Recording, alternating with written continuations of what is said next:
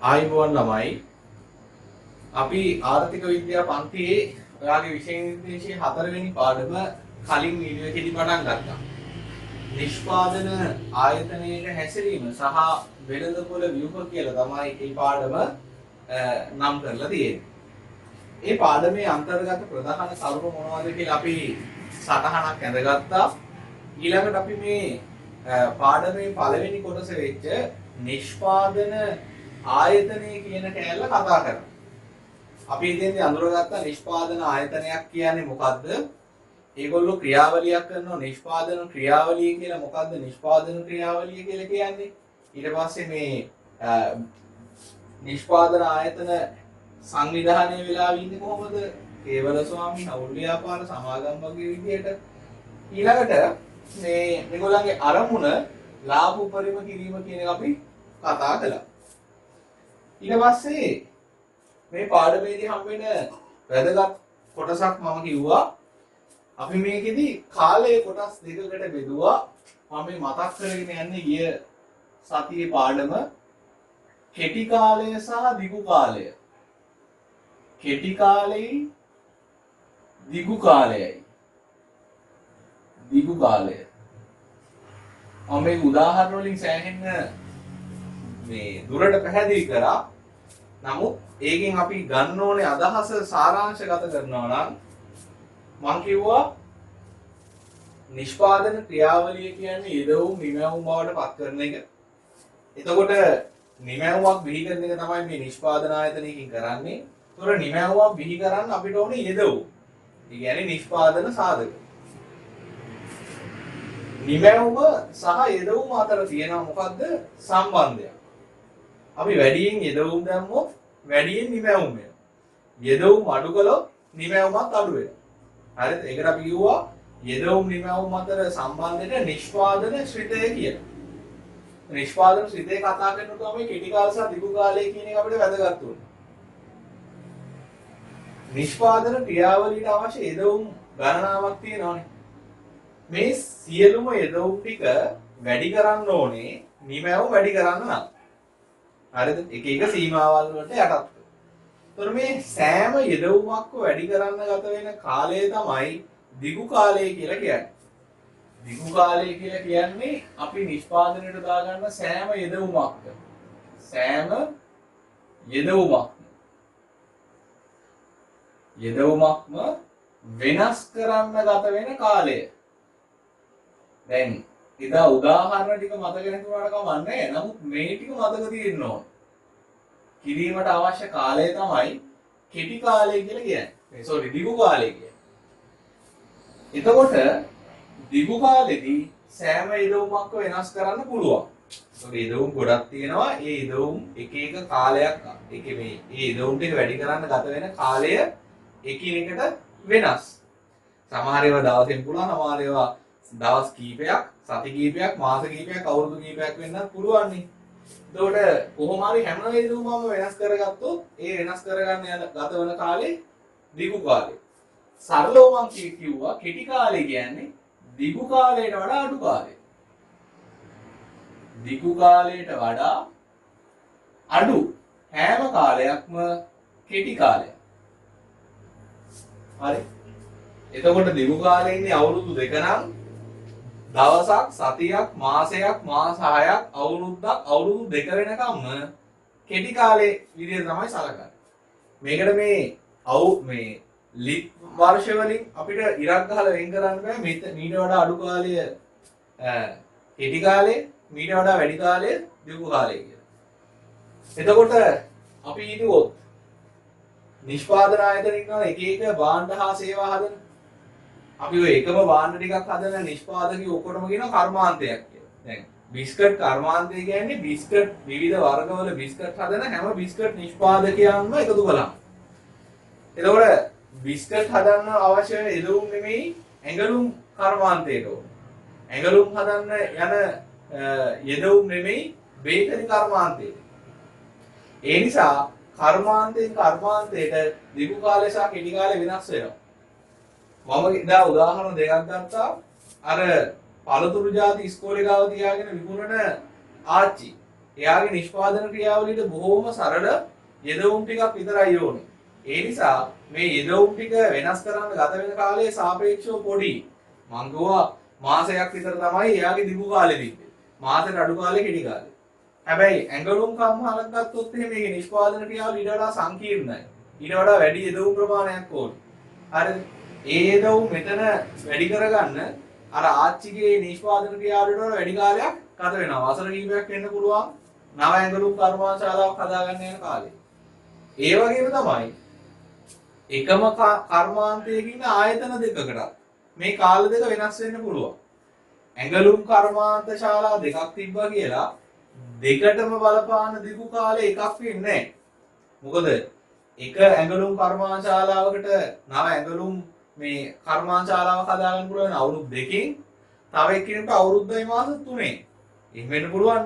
ඒක ඒගොල්ලන්ගේ මූල්‍ය ශක්තිය, යෙදවුම් වල සුලභතාවය, ඒගොල්ලන්ට තියෙන තාක්ෂණය වගේ දේවල් මත වෙනස් වෙනවා. එතකොට මේ දේවල් එක ආයතනින් ආයතනයටත් කර්මාන්තයෙන් කර්මාන්තයටත් දිගු කාලය සහ කෙටි කාලය කියන එක වෙනස් වෙනවා. ඒතර මේ සංකල්ප දෙක අපිට ආයතනින් ආයතනයට වෙන වෙනම තමයි කතා කරන්න වෙන්නේ. මම මේ පාඩම මුලදීම කිව්වා අපි මේ පාඩමේදී කතා කරන්නේ මොකක් හරි එක ආයතනයක් ගැන. හරිද? මේ ආයතන ඔක්කොම එකතු කරලා නෙමෙයි අපි කතා කරන්නේ. එහෙම කතා කළා අපි දෙවෙනි පාඩමේ වෙළඳපොළ සැපයුම කිව්වේ. නිෂ්පාදනයේ ඔක්කොම ගෙනහලා වෙළඳපොළ සපයන ප්‍රමාණය. දැන් අපි මේ පාඩමේදී එහෙම නෙමෙයි සලකන්නේ. අපි සලකන්නේ එක නිෂ්පාදන ආයතනයක් ගැන විතරයි. හරි. මෙන්න කෙටි කාලය සහ දිගු කාලය. ඊළඟ මම මෙන්න උදාහරණයක් කළා. ඒක නම් නිෂ්පාදන ක්‍රියාවලියක් නෙමෙයි ඇත්තරම මම පොඩි පාසලක සරල උදාහරණයක් අරගෙන පැහැදිලි කළා. ඒකට අදාළව අපි ප්‍රස්තාර කීපයක් උත්තරගත්තා. අද අපි මේ ප්‍රස්තාරවල න්‍යායාත්මක ප්‍රවේශය තමයි කතා කරන්න යන්නේ. කොහොමද මෙහෙම වුනේ? දැන් එතනදී උනේ ඇත්තටම මං කිව්වනේ නිමැවුම මුලින් මෙහෙම වුණා, පස්සේ මෙහෙම වුණා, ඊට පස්සේ මේ විදිහට වුණා කියලා. ඒ අනුව තමයි ප්‍රස්තාරය යන්නේ. හරිද? එතකොට අද එහෙම ඉලක්ක නැහැ. අද අපි කතා කරනවා ඇයි එක එක කොටස් වල නිෂ්පාදනය මේ විදිහට වෙනස් වෙන්නේ කියලා. හරි? අපි ඉස්සරහට යමු. එතකොට කෙටි කාලය කියන්නේ දිගු කාලයට වඩා අඩු කාලය නිසා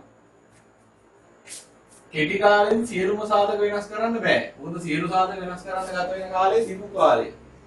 එහෙනම් කෙටි කාලෙදි තියෙනවා වෙනස් කළ හැකි සාධක.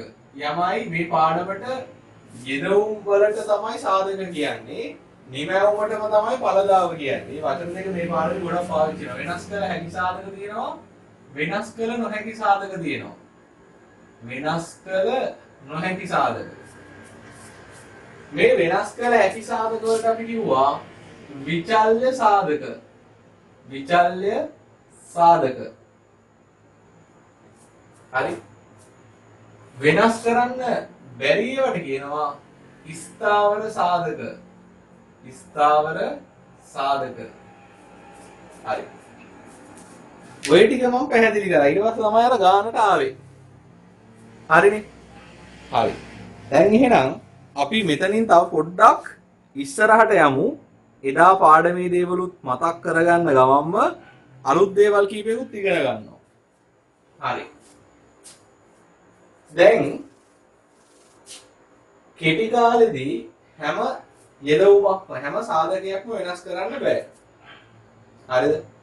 වෙනස් කරන්න පුළුවන් විචල්්‍ය සාධක ටික විතරයි. ස්ථාවර සාධක ටික එහෙම තිබ්බා. හරියට අපි අර උත්සවයක් සඳහා ඉස්කෝලේ ප්‍රධාන ශාලාව සකස් කිරීමේදී ළමයි වෙනස් කරන්න පුළුවන් ඕන තරම් ළමයි වැඩි කරන්න පුළුවන්. හැබැයි ළමයින්ට පිරිසුදු කරන්න දීපු උපකරණ කොහොම මකුල් දැල් කඩන ඒවා ස්ථාවරයි. ඒ වෙනස් වුනේ නැහැ. ඒ වෙනස් කරන්න බෑ කෙටි කාලේ නිසා. හරි. එතකොට අපි මුලින්ම කතා කරන්නේ ආයතනයක කෙටි කාලීන නිෂ්පාදන සිතය ගැන. ආයතනයක කෙටි කාලීන නිෂ්පාදන සිතය. ආයතනයක කෙටි කාලීන නිෂ්පාදන සිතය. හරිද? ප්‍රස්තාරයෙන් ඇදලා ඉඳ තියලා මම මෙතන ලියන්නම්. කෙටි කාලීන නිෂ්පාදන සිතය. හරි. දැන් අපිට ප්‍රශ්නයක් තියෙනවනේ නෝට් එක අතේ නැති එක. මම මේකෙදි ඔයාගේ නෝට් එකේදී හිස්තැන් විදිහට තියෙන ඒවා කියනවා. ඒ නිසා ඔයාට නෝට් එකක් මම දීලා තියෙනවා හිස්තැන් සහිත එකක්. ඒකේ හිස්තැන් පුරව ගන්න ලොකුවට දඟලන්න ඕනේ. මම කියන ටික ලියා ගත්තාම හරි. ඔයාට මම ඒක දීලා තියෙන්නේ නිකන් බලා ගන්න. එච්චරයි. හරි. ඔයා මම කියන දේ නෝට් එක ලියාගෙන යමු. කෙටි කාලෙන් නිෂ්පාදන සිතේ. එතකොට කෙටි කාලෙදී නිෂ්පාදන සිතේ කියන්නේ මොකක්ද? නිෂ්පාදන සිතේ කියලා කියන්නේ ළමයි යෙදවුම් සහ නිමැවුම් අතර තියෙන තාක්ෂණික සම්බන්ධයනේ. එතකොට මේ පැත්තෙන් යෙදවුම් ටිකක් දානවා. ඒක මොකක් හරි ක්‍රියාවලියකට ලක් කරනවා. නිෂ්පාදන ක්‍රියාවලියකට ප්‍රතිඵලයක් විදිහට නිමැවුම්. හරිද? දැන් කෙටි කාලෙදී අපිට නිමැවුම ප්‍රසාරණය කරන්න ඕන නම් මම කියවනේ ඔයාට නිමැවුම මෙහෙම වැඩි කරගන්න ඕන නම් මේ පැත්තෙන් දාන යෙදවුම් ටික වැඩි කරන්න ඕනේ. ඒ අනුව තමයි නිමැවුම වැඩි වෙන්නේ. දැන් එහෙනම් කෙටි කාලෙදී නිමැවුම වැඩි කරගන්න ඕන නම් ඔයාට යෙදවුම් වැඩි කරන්න වෙනවා. හැබැයි කෙටි කාලෙදී ප්‍රශ්නයක් තියෙනවා. කෙටි කාලෙදී හැම යෙදවුමක්ම වැඩි කරන්න බෑ. වැඩි කරන්න පුළුවන් විචල් යෙදවුම් විතරයි. ස්ථාවර යෙදවුම් වෙනස් කරන්න බෑ. පැහැදිලිද කතාව? හරිද? එතකොට අපිට අර ප්‍රධාන ශාලාව පිරිසිදු කිරීම කියන ක්‍රියාවලිය කරනකොට ළමයි ඕනේ තරම් වැඩි කරන්න පුළුවන්. හැබැයි කොසු ප්‍රමාණය වැඩි කරන්න බෑ. ඒතර කොසු කියන්නේ එතන ස්ථාවර සාධකයක් වෙනස් කරන්න බෑනේ. හරිද? එතකොට අපේ නිෂ්පාදන ක්‍රියාවලිය හැඩගස්ස ගන්න වෙන්නේ කොහොමද? ළමයි වැඩි කරනවා හැබැයි කොසු ප්‍රමාණය ස්ථාවරව තිබියදී. එහෙම තමයි අපිට මේ ගමන යන්න වෙන්නේ. දැන් ඔබ නිෂ්පාදන ක්‍රියාවලියකට අපි ගෙනාවොත් ප්‍රායෝගික උදාහරණයකට ඇඟලුම් කම්හලක් ගත්තොත් ඇඟලුම් කම්හලේ සාමාන්‍යයෙන් අපි එක වැඩමුරේ ඉඳන් ක්‍රියාත්මක කරන්නේ එක shift එකයි නම් වැඩ කරන්නේ 8 ඉඳන් 5 වෙනකන් විතරයි නම් අපිට පුළුවන් නිෂ්පාදනය වැඩි කරන්න, නිමැවුම වැඩි කරන්න ශ්‍රමය වැඩි කරනවා. කොහොමද? එක්කෝ දැන් ඉන්න අයට OT කරන්න කියනවා. එතකොට ඒගොල්ලන්ගේ ශ්‍රම පැය ප්‍රමාණය වැඩි වෙනවනේ. එහෙම නැත්නම් කොන්ත්‍රාත් පදනමට වෙන සේවකයෝ ටිකක් ගන්නවා රෑ shift එක වැඩ කරා. ඒතර ශ්‍රමය වැඩි වෙනවා. හරිද? එතකොට කලින් එක වැඩමුරයක් වැඩ කළා ඒකක 10000ක් හැදුවනම් දැන් වැඩමුර දෙකක් වැඩ කරනවා 20000ක් හදන්න පුළුවන්. හැබැයි 20000නුත් එහාට මේ නිෂ්පාදන ක්‍රියාව නිෂ්පාදන නිමැවුම් ප්‍රමාණය වැඩි කර ගන්නවට ඕන නම් හරිද? එතනින් එහාට ශ්‍රමය වැඩි කරන්න බෑනේ. 8 ඉඳන් උදේ 8 ඉඳන් 5 වෙනකන් එක සෙට් එකක් වැඩ කරනවා. 6 ඉඳන් පාන්දර 3 වෙනකන් තව සෙට් එකක් දැන් වැඩ කරනවා. දැන් පැය 24ක කර්මාශාලා වැඩ. දැන් තව අලුතින් ශ්‍රමිකයෝ ටිකක් ගත්තා කියලා වැඩ කරන්න කර්මාශාලාවක් තියනවද? නැහැනේ. එහෙනම් 20000නුත් එහාට නිමැවුම ප්‍රසාරණය කරන්න ඕන නම් ඔයාට හදාගන්න වෙනවා මොකද්ද? ඇඟලුම් කම්හලක් අලුත්. හරිද? අඩුම ගානේ දැන් තියෙන එක කර්මාශාලාව ඔප්පු කරගන්න හරි වෙනවා. ඒක කෙටි කාලෙදි කරන්න බෑ. හේතුව කර්මාශාලාව කියන්නේ ස්ථාවර සාධකයක්. පැහැදිලිද? සාමාන්‍යයෙන් ඇඟලුම් කර්මාශාලාවක තියෙන නිෂ්පාදන ක්‍රියාවලියේ යෙදවුම් ටික මෙහෙම ලිස්ට් එකක් හදාගෙන ගියොත් ඇඟලුම් කම්මලක් හදන්න තමයි වැඩිම කාලය යන්නේ. ඒක සියලු සාධක වෙනස් කරන්න ගත වෙන කාලය කියලා මෙතන ගන්න අපි ප්‍රායෝගිකව මේ ඇඟලුම් කම්මල හදන්න යන කාලේ. ඒතර ඇඟලුම් කම්මල කෙටි කාලෙදී ඊට වඩා අඩු කාලෙන්නේ කෙටි කාලය කියන්නේ නම් කෙටි කාලෙදී ඇඟලුම් කම්මල හදන්න බෑ. ඒකට ඔයාලට තේරෙන්න ඕනේ කෙටි කාලෙදී නිමැවුම වැඩි කරන්න පුළුවන් සීමාවක් තියෙනවා. 20000ට වඩා යන්න බෑ. 10000ක් හැදුවා එක shift එකකින් 20000ක් හැදුවා shift දෙකෙන් ඊට වඩා වැඩි කරන්න බෑ. ඊට වඩා වැඩි කරනවා නම් ඕනේ මොකද්ද? අලුත් කර්මාශාලා. ඒක හදන්න බෑ කෙටි කාලේ. ඒක හදන්න යනවා දිගු කාලේ. එහෙනම් අපි කෙටි කාලීන නිෂ්පාදනශීලය සමීකරණයක් විදිහට මෙහෙම ලිව්වා. Q සමානයි ශ්‍රිතයක් වීමේ ශ්‍රිත ලකුණ K සහ L. මෙතන මේ K කියලා කියන්නේ ස්ථාවර සාධක, L කියලා කියන්නේ විචල්්‍ය සාධක. කෙටි කාලෙදි වැඩේ කොහොමද යන්න වෙන්නේ? ස්ථාවර සාධක ටික වෙනස් කරන්න බෑ. යා තිබ්බ විදිහටම තියෙනවා. විචල්්‍ය සාධක ටික විතරක් වැඩි කරගෙන අපි නිෂ්පාදන ක්‍රියාවලිය හසුරුවගෙන යනවා. නිමැවුම අඩු වැඩි කරන්න වෙන්නේ විචාල්‍ය සාධක ටික අඩු වැඩි කිරීම තුල. හරි. එතකොට මතකයි ඊට පස්සේ මම මගේ උදාහරණෙදී මේ නිමැවුමේ එහෙම නැත්නම් ඵලදාවේ ස්වරූප තුනක් ගැන කතා කළා. පළවෙනියා මුළු ඵලදාව. ඵලදාව කියන්නේ නිමැවුම. හොඳේ. හරි. TP total product. ඒ කියන්නේ අපි ස්ථාවර සාධක ටික වෙනස් කරන්නේ නැහැ. විචාල්‍ය සාධක ටික වෙනස් කරනවා. වෙනස් කරගෙන නිෂ්පාදන ක්‍රියාවලිය හසුරවගෙන යනකොට අපිට හම්බෙන මුළු නිෂ්පාදන ඒකක ටික තමයි මුළු ඵලදාව කියන්නේ. දෙවෙනි එක සාමාන්‍ය ඵලදාව. average product. ඒ කියන්නේ මුළු ඵලදාව ඒක බෙරුවේ අපි සාමාන්‍ය හොයන්නේ මුළු එක බෙදන්න ඕනේ ඒකක ගානේ. හරිද? මෙතන Q වෙනුවට L දාන්නත් පුළුවන්. හේතුව තමයි Q කියන එක මෙතන පාවිච්චි කරන්නේ නිමැවුම කියන එකට නෙමෙයි මේ වගේ. මෙතන Q කියන එක පාවිච්චි කරන්නේ ඒකක කියන එක quantity කියන එක පෙන්නන. එතකොට මේ මුළු ඵලදාව අපි හදන්නේ මොන ඒකක දාලාද? විචල්්‍ය යෙදවුම් මේකක දාලා. ඒ නිසා මෙතෙන්ට L දැම්මත් ගැටලුවක් නැහැ. ඊට පස්සේ අපි ඉගෙන ගත්ත ආන්තික කියලා කෙනෙක්. ඔය ආන්තිකයව අපි ඉස්සරහට සෑහෙන්න හම්බ වෙනවා. ආන්තික කියන්නේ අමතර කියන එක marginal product. මේක හොයන්නේ delta TP බෙදනවා delta QV. එතකොට එනවා එක යෙදවුම් මේකකයක්. මෙතන යෙදවුම් මේකක කියලා දාන්නේ මොනවද? විචල්්‍යව විතරයි. මොකද ස්ථාවරය වෙනස් කරන්න බැරි නිසා. යෙදවුම් මේකකයක් වැඩි කරද්දී ඒ වැඩි කරපු යෙදවුම් මේකකය වෙනුවෙන් මුළු නිමැවුමට අතිරේක එකතු වෙන ප්‍රමාණය තමයි MP කියලා කියන්නේ. හරි. මෙන්න මේ තුන ගැන තමයි අපි ගානකින් ඉගෙන ගත්තේ. දැන් ගාන පැත්තකින් තියලා අපි මේකෙන් තියරි ඉගෙන ගන්න යනවා. හරි. ඔයාට මතක ඇති මේ මම එදා ඇඳු ප්‍රස්ථානෙම ඇඳින්නේ මේ කිසිම වෙනසක් නැහැ. එකම දේ එදා මම මේක ඇඳේ ඉලක්කම් දාලා. ප්‍රස්ථාරේ පස්සේ ආවේ මම ප්‍රස්ථාරේ හැඩේ හිතලා ඇඳේ නැහැ. දැන් මම ප්‍රස්ථාරේ හැඩේ හිතලා අඳින්නේ.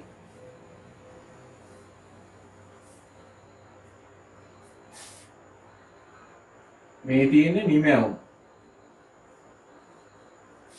මේ තියෙන්නේ යෙදවුම්.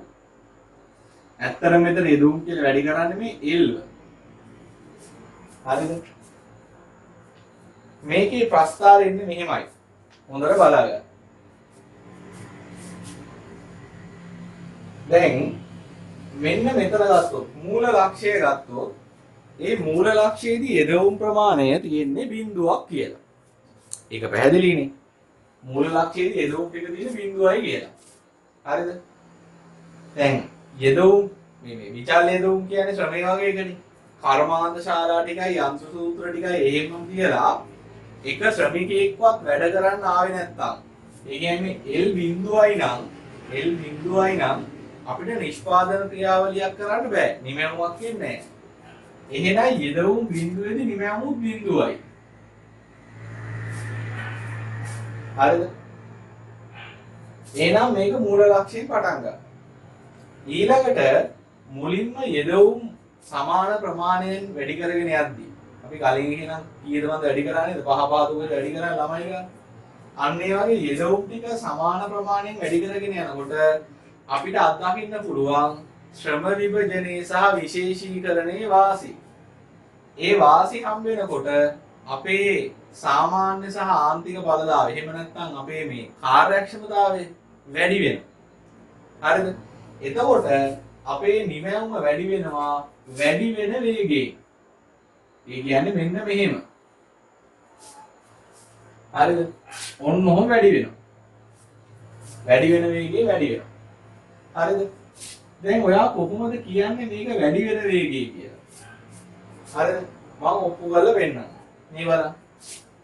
දැන් මම මේ ඇඳපු එකම ආයි වෙනම තැනක ඇඳලා පෙන්නනවා. මේ හැඩය ඔයාලා පේන ඇතිනේ. මේකේ නැම්ම තියෙන්නේ ඇතුල් පැත්තට. මෙන්න මෙහෙම තියෙන්නේ. මම ඇඳලා තියෙන්නේ මෙන්න මේ වගේ එකක්. නෝදී. දැන් මේ පැත්තේ තියෙන යෙදවුම්නේ. හිතන්න මේ යෙදවුම් යම් ප්‍රමාණයක් කියලා. තව ප්‍රමාණයක් බලමු ඒ වගේම. පළවෙනි යෙදවුම් ටික දානකොට අපේ නිමැවුම මෙන්න මෙච්චරක් වැඩි වෙනවා මේ තියෙන්නේ. ඒක ප්‍රමාණය හිතා ගන්න විලාසයක් ඕනේ නැහැ. ආයි මං යෙදවුම් මේ වගේම ප්‍රමාණයක් වැඩි කරනවා. එතකොට ඔයාලට පේනවද මේ යෙදවුම් ටිකට මෙච්චරයි වැඩි උනේ. මේ යෙදවුම් ටිකට මෙච්චරක් වැඩි වෙනවා. පේනවද වේගය වැඩි වෙනවා. වැඩි වෙනවා තමයි වැඩි වෙනවා වගේම වේගෙත් වැඩි වෙනවා. හරිද? හරි. එතකොට මෙතන කරුණු දෙකක් තියෙනවා. වැඩි වෙනවා. මම කිව්වා ඒක හරියට මෝටර් සයිකල් එකක් පැදගෙන ඉස්සරහට යනවා වගේ තමයි වැඩි වෙන්නේ. වේගෙත් වැඩි වෙනවා. වේගය වැඩි වෙනවා කියන්නේ අපි අර ස්පීඩෝමීටරේ මොකද වෙන්නේ? කට්ට දකුණු පැත්තට යනවා 30යි 40යි 50යි 60යි කියලා. ඒ කියන්නේ වේගෙත් වැඩි වෙනවා. හරිද? අපි එකම වේගයකින් ගමන් කරනවා නම් බයිසිකලේ ඉස්සරහට යනවා. හැබැයි අර ස්පීඩෝමීටරේ කට්ට තිබ්බ දැනම තියෙනවා. පැයට කිලෝමීටර් 30කින් ඉස්සරහට යනවා. ඒතකොට කට්ට එහාට මෙහාට වෙන්නේ නැහැ. කට්ට 30ෙම තියෙනවා. හැබැයි අපි ඉස්සරහට යනවා. දැන් මෙතන වෙන්නේ ඉස්සරහට යනවා වැඩි වෙන වේගය. ස්පීඩෝමීටරේ කට්ටක් දකුණු අත පැත්තට කැරකෙනවා. හරිද? මේක යම් නිමැවුම් ප්‍රමාණයක් දක්වා අපිට දකින්න තියෙනවා.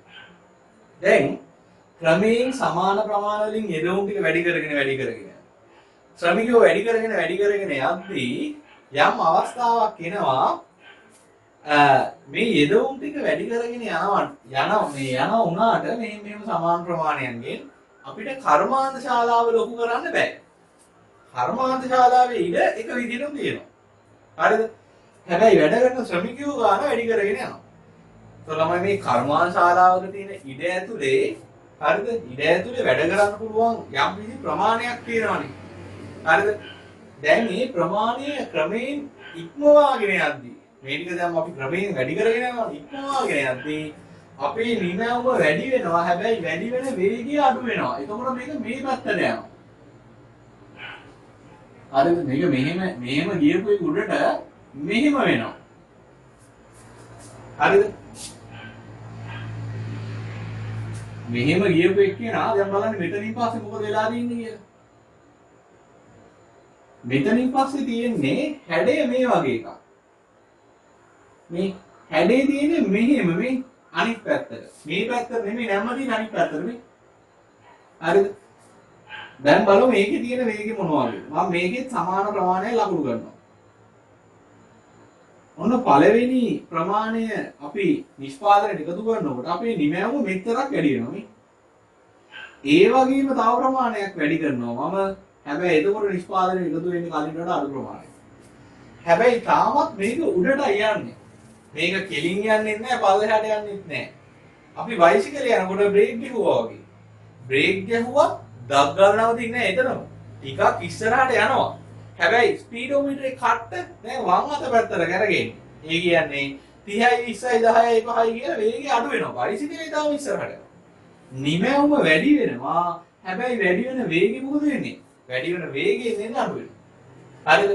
දැන් මේක මෙහෙම වැඩි වෙලා මෙන්න මෙතෙන්දී උපරිමයකට එනවා. ඒ කියන්නේ ඔය තමයි ඇඟලුම් කම්පලේ නිකන් හැරෙන්නවත් පුළුවන් උපරිම ගන්න. කාර්යක්ෂම වැඩ කරන්න බෑ. නමුත් දැන් මේ ප්‍රමාණයම ශ්‍රමිකයෝ එකිනෙකාට ගැටෙනවා. වැඩ කරන්න බෑ. එතනින් පස්සේ ශ්‍රමිකයෝ වැඩි කළොත් අපේ නිමැවුම මොකද වෙන්නේ? අඩු වෙනවා. මේක තමයි TP ගේ හැසිරීම. TP ගේ හැසිරීම මොකයි? මෙහෙම කලාප තුනක් ඔයා ඉලක්කමට ඇඳගත්ත අපේ උදාහරණයට අදාළ රූප සරහනේ තියෙනවා. හරිද? ඔන්න අපේ පළවෙනි කතාව. හරි. දැන් අපි කරේ ඉලක්කම් ටික අයින් කරලා වක්‍රේ වඩා සුමට කරලා අතින් ඇඳලා. මුලින් මේ පැත්තට පල්ලෙහාට නැම්ම තියෙන ටිකක් වැඩි වෙනවා. ඊට පස්සේ වැඩි වෙනවා උඩ අතට අන්තිමට උපරිමයටම ගිහිල්ලා අඩු වෙනවා. ඊළඟට අපි ඇඳා AP සහ MP. AP MP ඇඳා. හරිද? AP MP මම මේකේ පල්ලෙහෙන් අඳිනවා. එකම රූප සරහනේ දෙකම අඳින්න. නිමැවුම යෙදවුම්. මෙතන යෙදවුම් කියලා වැඩි වෙන්නේ ඇත්තටම L තමයි. හරි. දැන් මේක අඳිනකොට මේකයි මේ AP සහ MP TP අතර සම්බන්ධයක් තිබුණා. මේ සම්බන්ධයේ පේන්න අපි අඳින්න ඕනේ. හරිද? පේන්න අඳින්න ඕනේ නිසා ළමයි හරි පේන්න අඳින්න ඕනේ නිසා මම මෙන්න මේකේ වැදගත් අවස්ථා දෙක වෙන වැඩි වෙන වේගයකින් වැඩි වෙලා නැවතිච්ච දන සහ මේකේ උපරිමය කියන අවස්ථා දෙක ලකුණු කරනවා පල්ලෙහාට මෙන්න මේ විදිහට. මෙන්න මේ විදිහට. හරිද? මෙතන බිඳුව මම මෙතන ලකුණු කරනවා Q1 කියලා. මෙතන ලකුණු Q2 කියලා. මම මුකුත් අඳින්න එපා. මේක දිහා බලන් මෙච්චරයි කරන්න ඕනේ. හරිද? හරි. මම දැන් අඳිනවා AP. AP ගේ හැසිරීම ළමයි ඔයා බලන්න ඔයාගේ උදාහරණයක් ඇඳගත්ත රූප සරහන හිමීට වැඩි වෙලා හිමීට අඩු වෙනවා. හරිද? බලන්න මේකේ පළවෙනි එකේ බිඳුව බෙදීම බිඳුව කියලා ඉලක්කමක් ඇවිල්ලා උත්තරේ දන්නේ නැති වෙලා ඉලක්ක ගහලා ෂේප් වුණා. ඒ නිසා මේ වක්‍රය AP MPත් එහෙමයි AP සහ MP වක්‍ර මෙන්න මේ සිරස් අක්ෂයත් මෙන්න මේ තිරස් අක්ෂයේ ගෑවෙන්න අඳින්න එපා. මේක මෙන්න මේ මැදින් පටන් ගන්න මේ හැටි ප්‍රශ්නයක් නැහැ. හරිද? AP ගේ ලක්ෂණය මොකද්ද? හිමීට වැඩි වුණා, හිමීට අඩු වුණා. ඒතකොට වැඩි වෙලා නවතින්නේ වැඩි වෙන එක. අඩු වෙන්න පටන් ගන්නවනේ. වැඩි වෙලා අඩු වෙන්න පටන් ගන්න දැන් තමයි උපරිමේනේ. මෙහෙම වැඩි වුණා නම්, මෙහෙම අඩු වුණා නම් අඩු වෙන්න ගන්නේ මෙතන. ඒක තමයි උපරිමේනේ. ඒක එන්න ඕනේ මේ Q1 වලදී. Q1 කියන්නේ මොකද්ද? මුළු නිමැවුම වැඩි වෙන වේගයකින් වැඩි වෙලා ඉවර වෙච්ච තැන. හරිද? ඒ නිසා අපිට කියන්න පුළුවන් මෙන්න මෙහෙමයි මේක ඉන්නේ.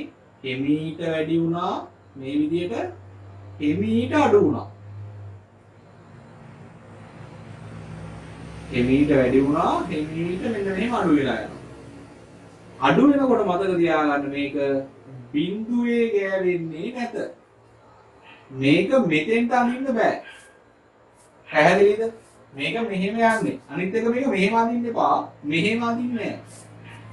මේක සුමටව අතින් යදින්නේ. ඒ නිසා මේක හිමීට මෙහෙම වැඩි වෙලා මේ විදිහට අඩු වෙනවා විදිහට අඳින්න ඕනේ. හරිද? හරි. මේකේ ස්වરૂපය TP වැඩි වෙන වේගයකින් වැඩි වෙනකන් ඒ කියන්නේ Q1 වෙනකන් AP වැඩි වෙනවා.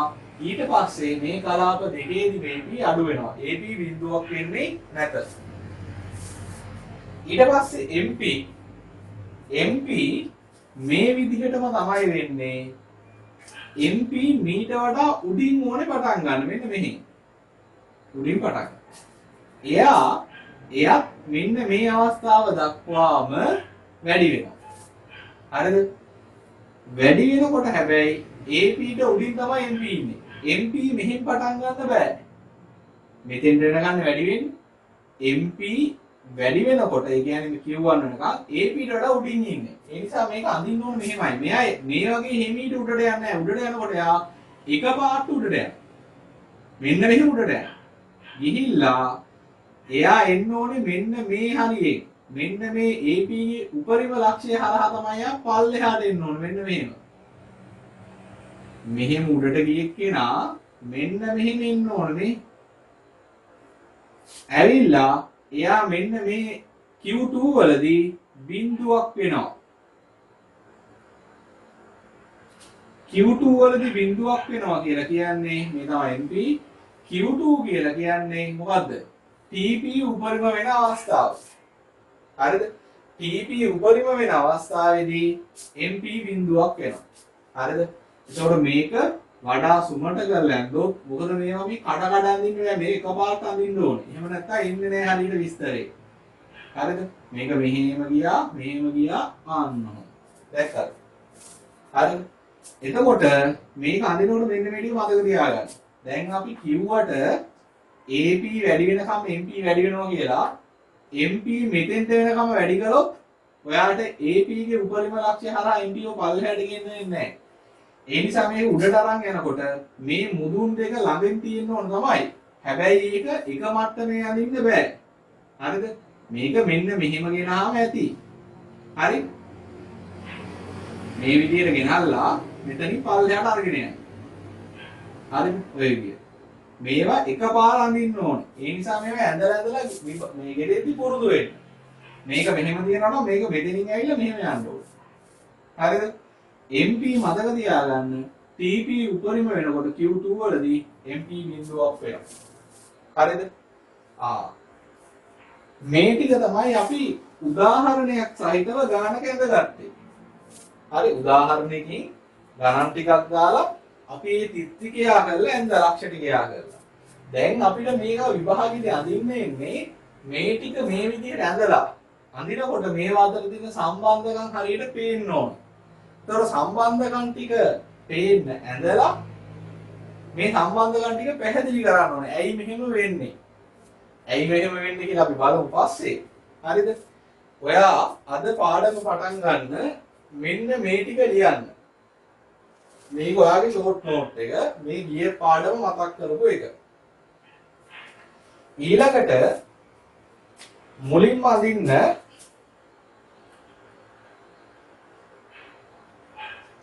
හරිද? ඔයා මුලින්ම අඳින්න මෙන්න මේ රූප සරහන විතරක් ඔයාගේ පොතේ. මේ උඩ රූප සරහන විතරක් පොතේ ඇඳගන්න. මේ ටික ෂෝට් නෝට් එකේ ඇඳගත්තා. ඊට පස්සේ මේ රූප සරහන විතරක් ඇඳලා. පල්ලෙහා ඉඩ ඕනේ නැහැ. ඒක යටින් තව එකක් අඳින්නේ නැහැ. හරි? ඔය ටික ඇඳගන්න.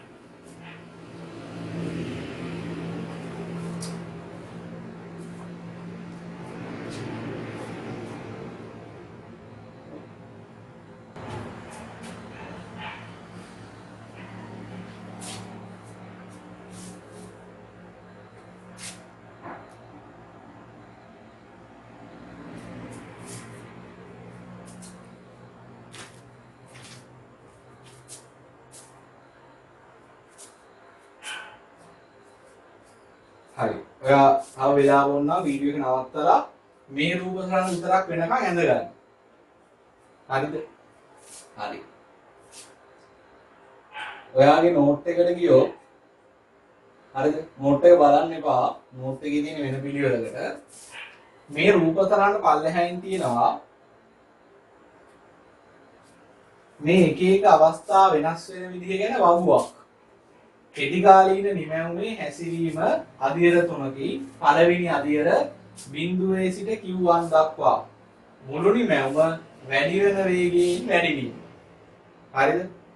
ඊළඟට ඒකේ හේතුව කියනවා මුලදී විචල්්‍ය දෝම වැඩි කරන විට ශ්‍රම විභජනයේ සහ විශේෂීකරණයේ වාසි හිමිවීම නිසා යෙදවුම් මේකක ඵලදායීතාවය ඉහළ යන නිසා මුළු නිමැවුම වැඩි වෙන වේගයෙන් වැඩි වෙයි.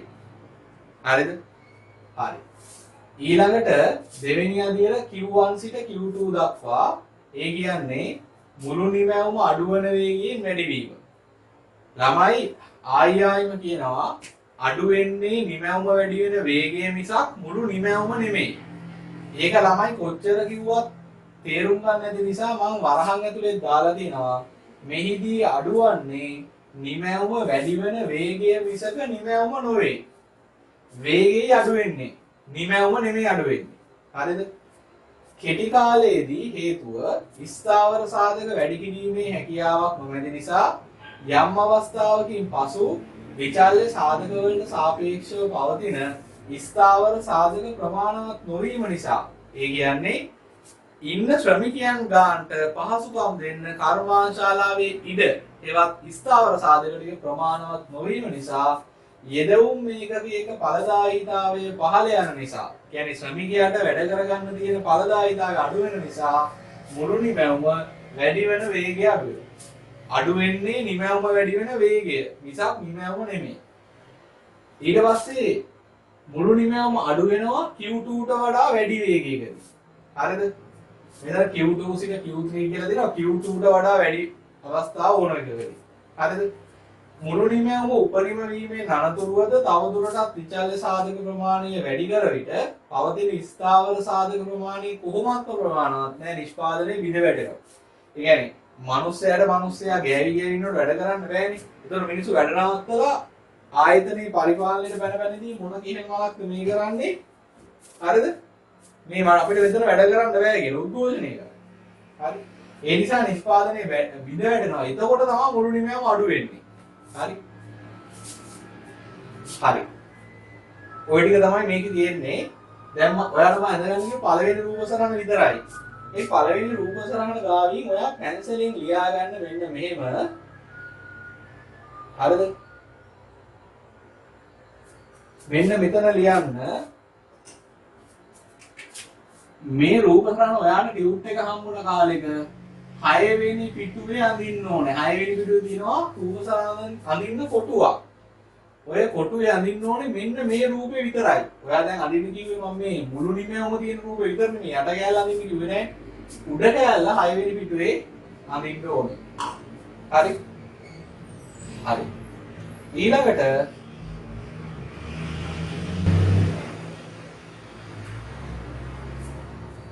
දැන් ඒ රූප සරහන අමතක කරන්න. අමතක කරලා ආයි අලුතෙන් අඳින්න මේ රූප දෙකම. මේ රූප දෙකම අඳින්න එකට. හරිද? මේ රූප දෙකම එකට. ආයි අහන්න එපා. අයි මුලින්ම එකක් ඇඳලා ආයි දෙකම අඳින්න කියලා. එහෙම අඳින්න ඕනේ. මේවා පුරුදු වෙන්න එතකොට. හරි. දැන් අඳින්න එකක් යට එකක් මේ සම්පූර්ණ රූප සරහන් දෙකම එක තැනක ඉන්න විදියට. මේවා කෙලින් තියෙන්න ඕනේ. හරිද? මගේ සමහරව ටිකක් ඇදයි. මේ පැත්තට වගේ වෙලා තියෙනවා. එහෙම අඳින්න එපා. කෙලින් අඳින්න. අක්ක දෙක.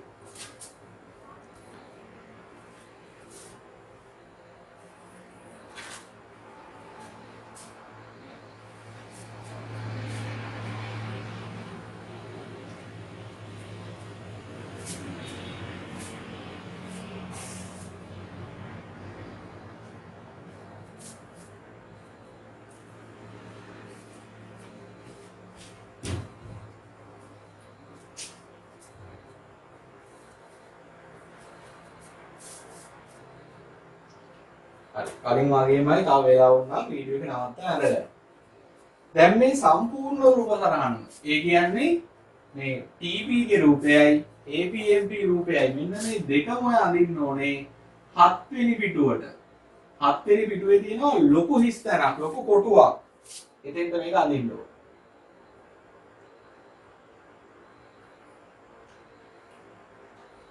හරි. දැන් එදා අපි ඉලක්කම ටිකක් දාලා මම නිකන් කියපු උදාහරණකින් මේ රූප සරහන් දෙක ඇඳලා ප්‍රස්තාරගත කරා. දැන් ගාණක් නැහැ, උදාහරණයක් නැහැ. දැන් මේ ටිකේ හැඩය හැසිරීම අපි රූප සරහනක ඇඳලා. හරිද? දැන් බලන්න යන්නේ මේකට බලපාන හේතුව. හේතුව දැන් මගෙන් අදී ටිකක් කියවුණා. හරිද? කෙටි කාලෙදී අපිට ස්ථාවර සාධක ටික වෙනස් කරගන්න බෑ. නිමවම වෙනස් කරන්න වෙන්නේ විචල්්‍ය සාධක ටික විතරක් වෙනස් කරලා. හරිද? විචල්්‍ය සාධක ටික මුලින් වැඩි කරගෙන යනකොට ශ්‍රම විභජනයේ සහ විශේෂීකරණයේ වාසි හම්බ වෙනවා. ඒතකොට ඵලදායීතාව වැඩි වෙනවා. හැබැයි යම් අවස්ථාවක් එනවා. කියන්නේ Q1. Q1 වලට පස්සේ හරිද? අපිට පවතින ස්ථාවර සාධක ප්‍රමාණය තවදුරටත් වැඩි කරමින් තියෙන විචල්්‍ය සාධක වලට සාපේක්ෂව ප්‍රමාණවත් නැහැ. හරිද? එහෙම නැත්නම් විචල්්‍ය සාධක වලට පහසුකම් සපයන්න ස්ථාවර සාධක ටික ප්‍රමාණවත් නැහැ. කර්මාන්තශාලාවේ නම් දිගටම ශ්‍රමික සංඛ්‍යාව වැඩි කරනකොට ඒ වැඩි කරන ශ්‍රමික සංඛ්‍යාවට වැඩ කරන්න අවශ්‍ය ඉඩකඩ ප්‍රමාණවත් නැහැ. ඒ තුල මොකද වෙන්නේ? ඵලදායීතාවය අඩු වෙනවා. මුල ඉඳන්ම ඵලදායීතාවය අඩු වෙනවද?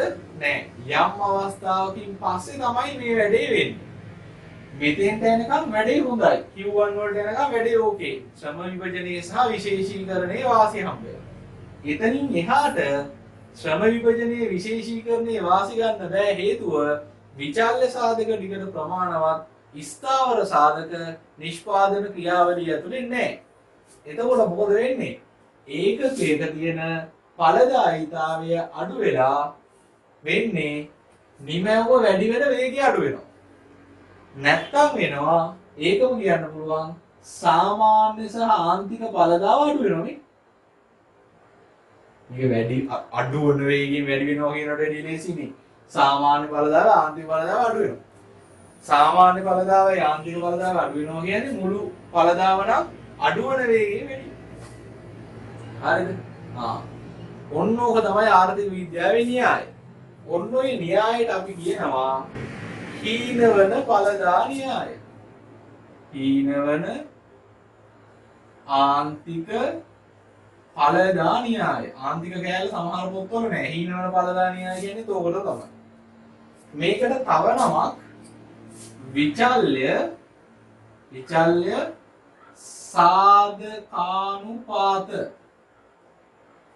සාධකානුපාත නීතිය.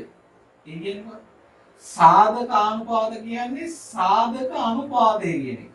සාධක අනුපාතය. හරිද? ඒ කියන්නේ විචල්්‍ය සාධකයි ස්ථාවර සාධකයි අතර තියෙන අනුපාතය කියවෙන නීතිය. විචල්්‍ය සාධක ටික වැඩි වෙනවා, ස්ථාවර සාධක වැඩි වෙන්නේ නැහැ. ඒ නිසා විචල්්‍ය සාධකයි ස්ථාවර සාධක අතර තියෙන අනුපාතය මොකද වෙන්නේ? අඩු වෙනවා. හරිද? අන්නේ අඩුවීම ගැන කියවෙන නීතිය තමයි හීනවන ආන්තික ඵලදා නීතිය හෙවත් විචල්්‍ය සාධකානුපාත නීතිය. මේක බලපාන්නේ කෙටි කාලීන නිෂ්පාදන ශ්‍රිතය පැහැදිලි කරනකොට. මේ න්‍යායයෙන් කියන්නේ විචල්්‍ය සාධක ටික ස්ථාවර සාධක ටික නොවෙනස්ව තිබියදී විචල්්‍ය සාධක ටික අඛණ්ඩ වැඩි කරද්දී යම් අවස්ථාවකින් පස්සේ වචනේ තියෙන්න ඕනේ. මොකද මුලින් නම් මේ වැඩේ වෙන්නේ යම් අවස්ථාවකින් පසු. හරිද? විචල්්‍ය යෙදුම් මේකකයක සාමාන්‍ය සහ ආන්තික ඵලදාව ක්‍රමයෙන් අඩුවීම. ඒක තමයි විචල්්‍ය සාධකානුපාත නීතිය හෙවත් හීනවන ආන්තික ඵලදා නීතිය. එයා ඒකට හේතු විදිහට කියන්නේ හරිද? හේතු විදිහට කියන්නේ කෙටි කාලෙදී ස්ථාවර සාධක ටික වැඩි කරගන්න බෑ. ඒකට අපි කියනවා නිෂ්පාදන සංරෝධකයක් කියලා. සංරෝධකය කියන්නේ බාධකය. සංරෝධකය බාධාව. හරි? මොකද බාධාව? ස්ථාවර සාධක ටික වැඩි කරගන්න බෑ. ඒ සංරෝධකය නිසා යම් අවස්ථාවකින් පස්සේ අර විචල්්‍ය යෙදවුමක ඵලදායීතාවය අඩු වෙනවා. ඒ හරහා තමයි AP සහ MP ක්‍රමයෙන් පහත වැටෙන්නේ. ඔන්න කෙටි කාලීන නිෂ්පාදනය පැහැදිලි කළ ආර්ථික විද්‍යාව. හරිද? මේකේ නෝට් එක තියෙනවා පස්වෙනි පිටුවේ පහ. හීනවන ආන්තික ඵලදා නීතිය නිෂ්පාදන ආයතනයක් කෙටි කාලීන ස්ථාවර යෙදවුම් සමග මිශ්‍ර කරමින් විචල්්‍ය යෙදවුම් පමණක් වැඩි කරන විට විචල්්‍ය යෙදවුමේ ආන්තික ඵලදාව සහ සාමාන්‍ය ඵලදාව යම් අවස්ථාවක එක්තරා අවස්ථාවකට පසුව පහළ යාම හීනවන ආන්තික ඵලදා නීතිය ලෙස හැඳින්වේ. හරිද?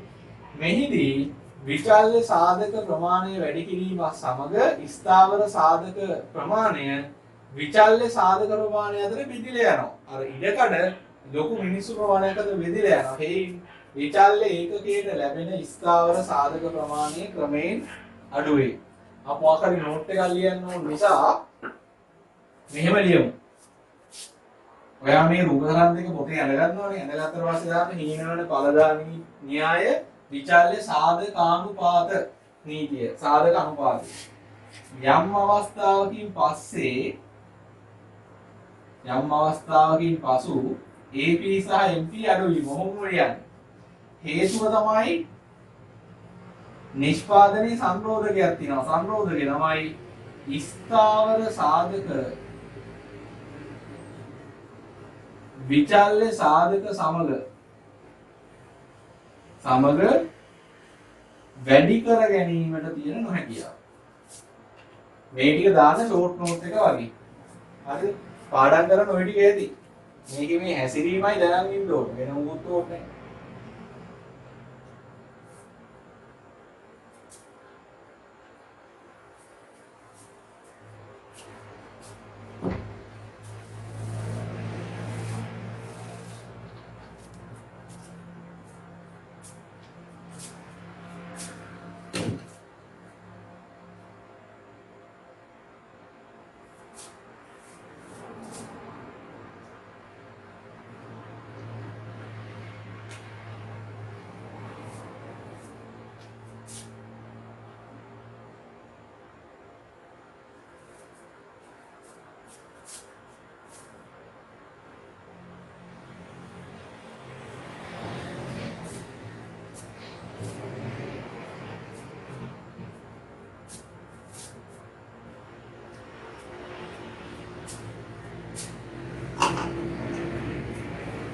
හරි. ඕක තමයි වැඩි.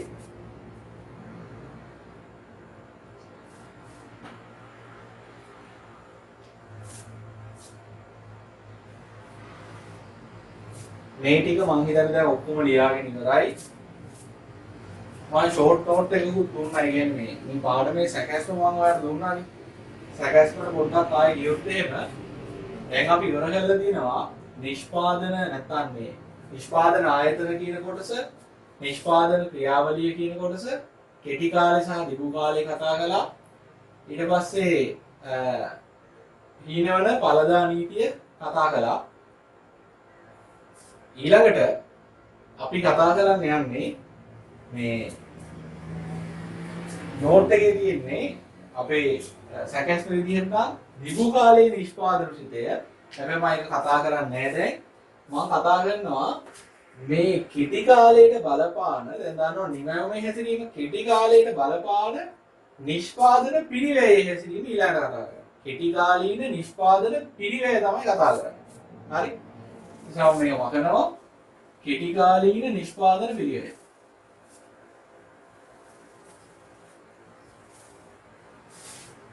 ඔය ටියුට් එකක් නැති නිසා මම හිතනවා මේ පිළිවෙලට ගියොත් වැඩි ලේසි වෙයි කියලා. ටියුට් ළමයි ඇත්තටම ඕනේ නැහැ මේකේ තියෙන කරුණු ටික මතකයි නම්. හරිද? ඒ තමයි බහරිට අහන්නේ. කෙටි කාලීන නිෂ්පාදන.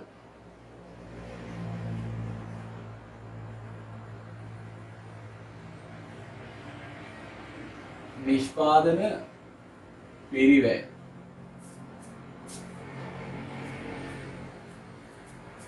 ඒක මම තෝරගන්නත් තමයි හේතුවක් තියෙනවා. හේතුව තමයි මේ නිෂ්පාදන පිරිවැය කියන එක යන්නේ හරිද?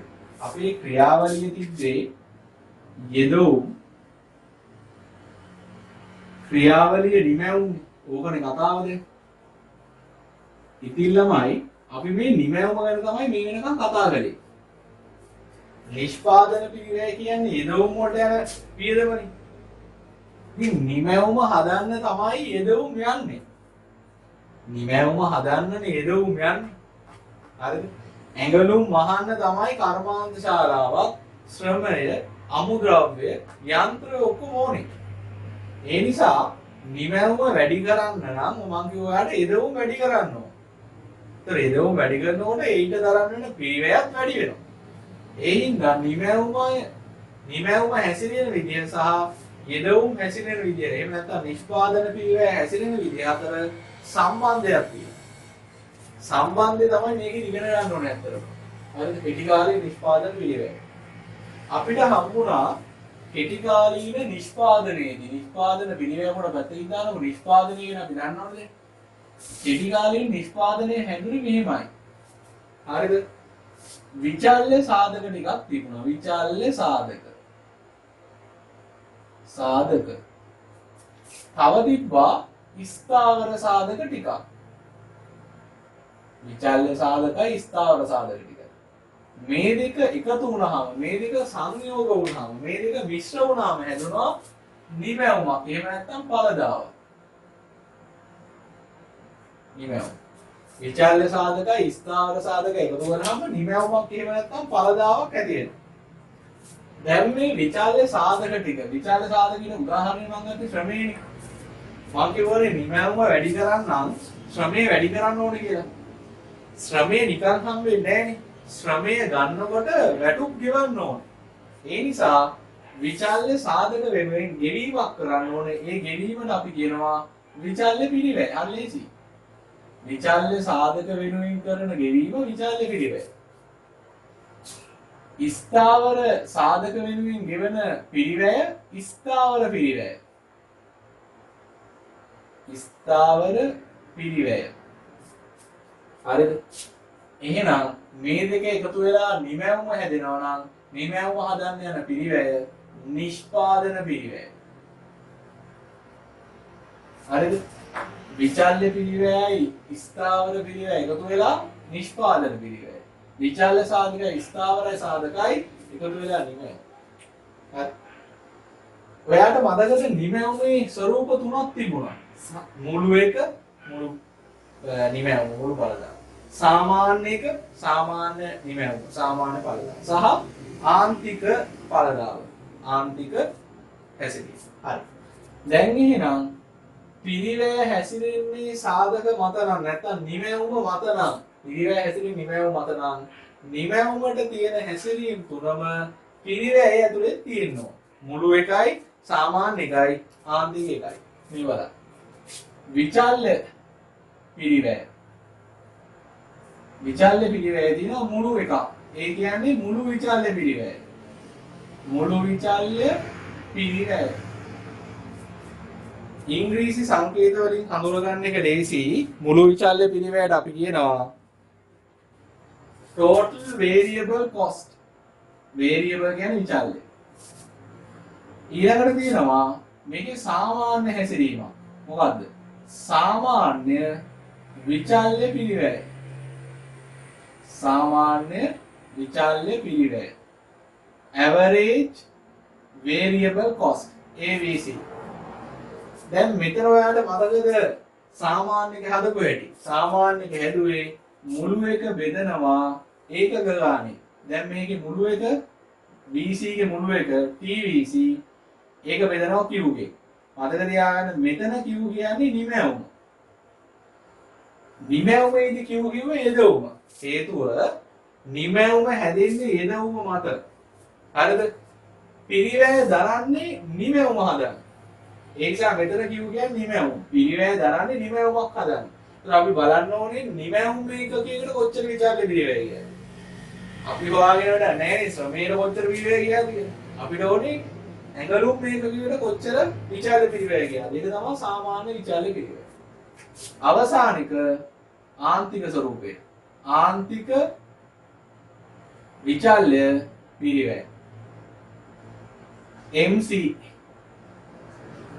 දැන් මෙතන විචල්්‍ය පිරිවැයට කියන්නේ variable cost.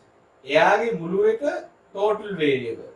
එයාගේ සාමාන්‍ය එක average variable. එයාගේ ආන්තික එක ආන්තික විචල්්‍ය පිරිවැය නෙමෙයි. MVC නෙමෙයි. ඒකට හේතුවක් කියලා මම තව ටිකකින් කියන්නම්. දැනට අපි දාමු ආන්තිකික හොයන්නේ හැම වෙලේම ඩෙල්ටා වලින්.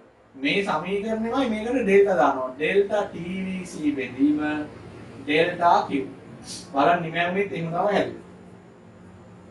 හරිද? ඊළඟට එනවා ස්ථාවර පිරිවැයට.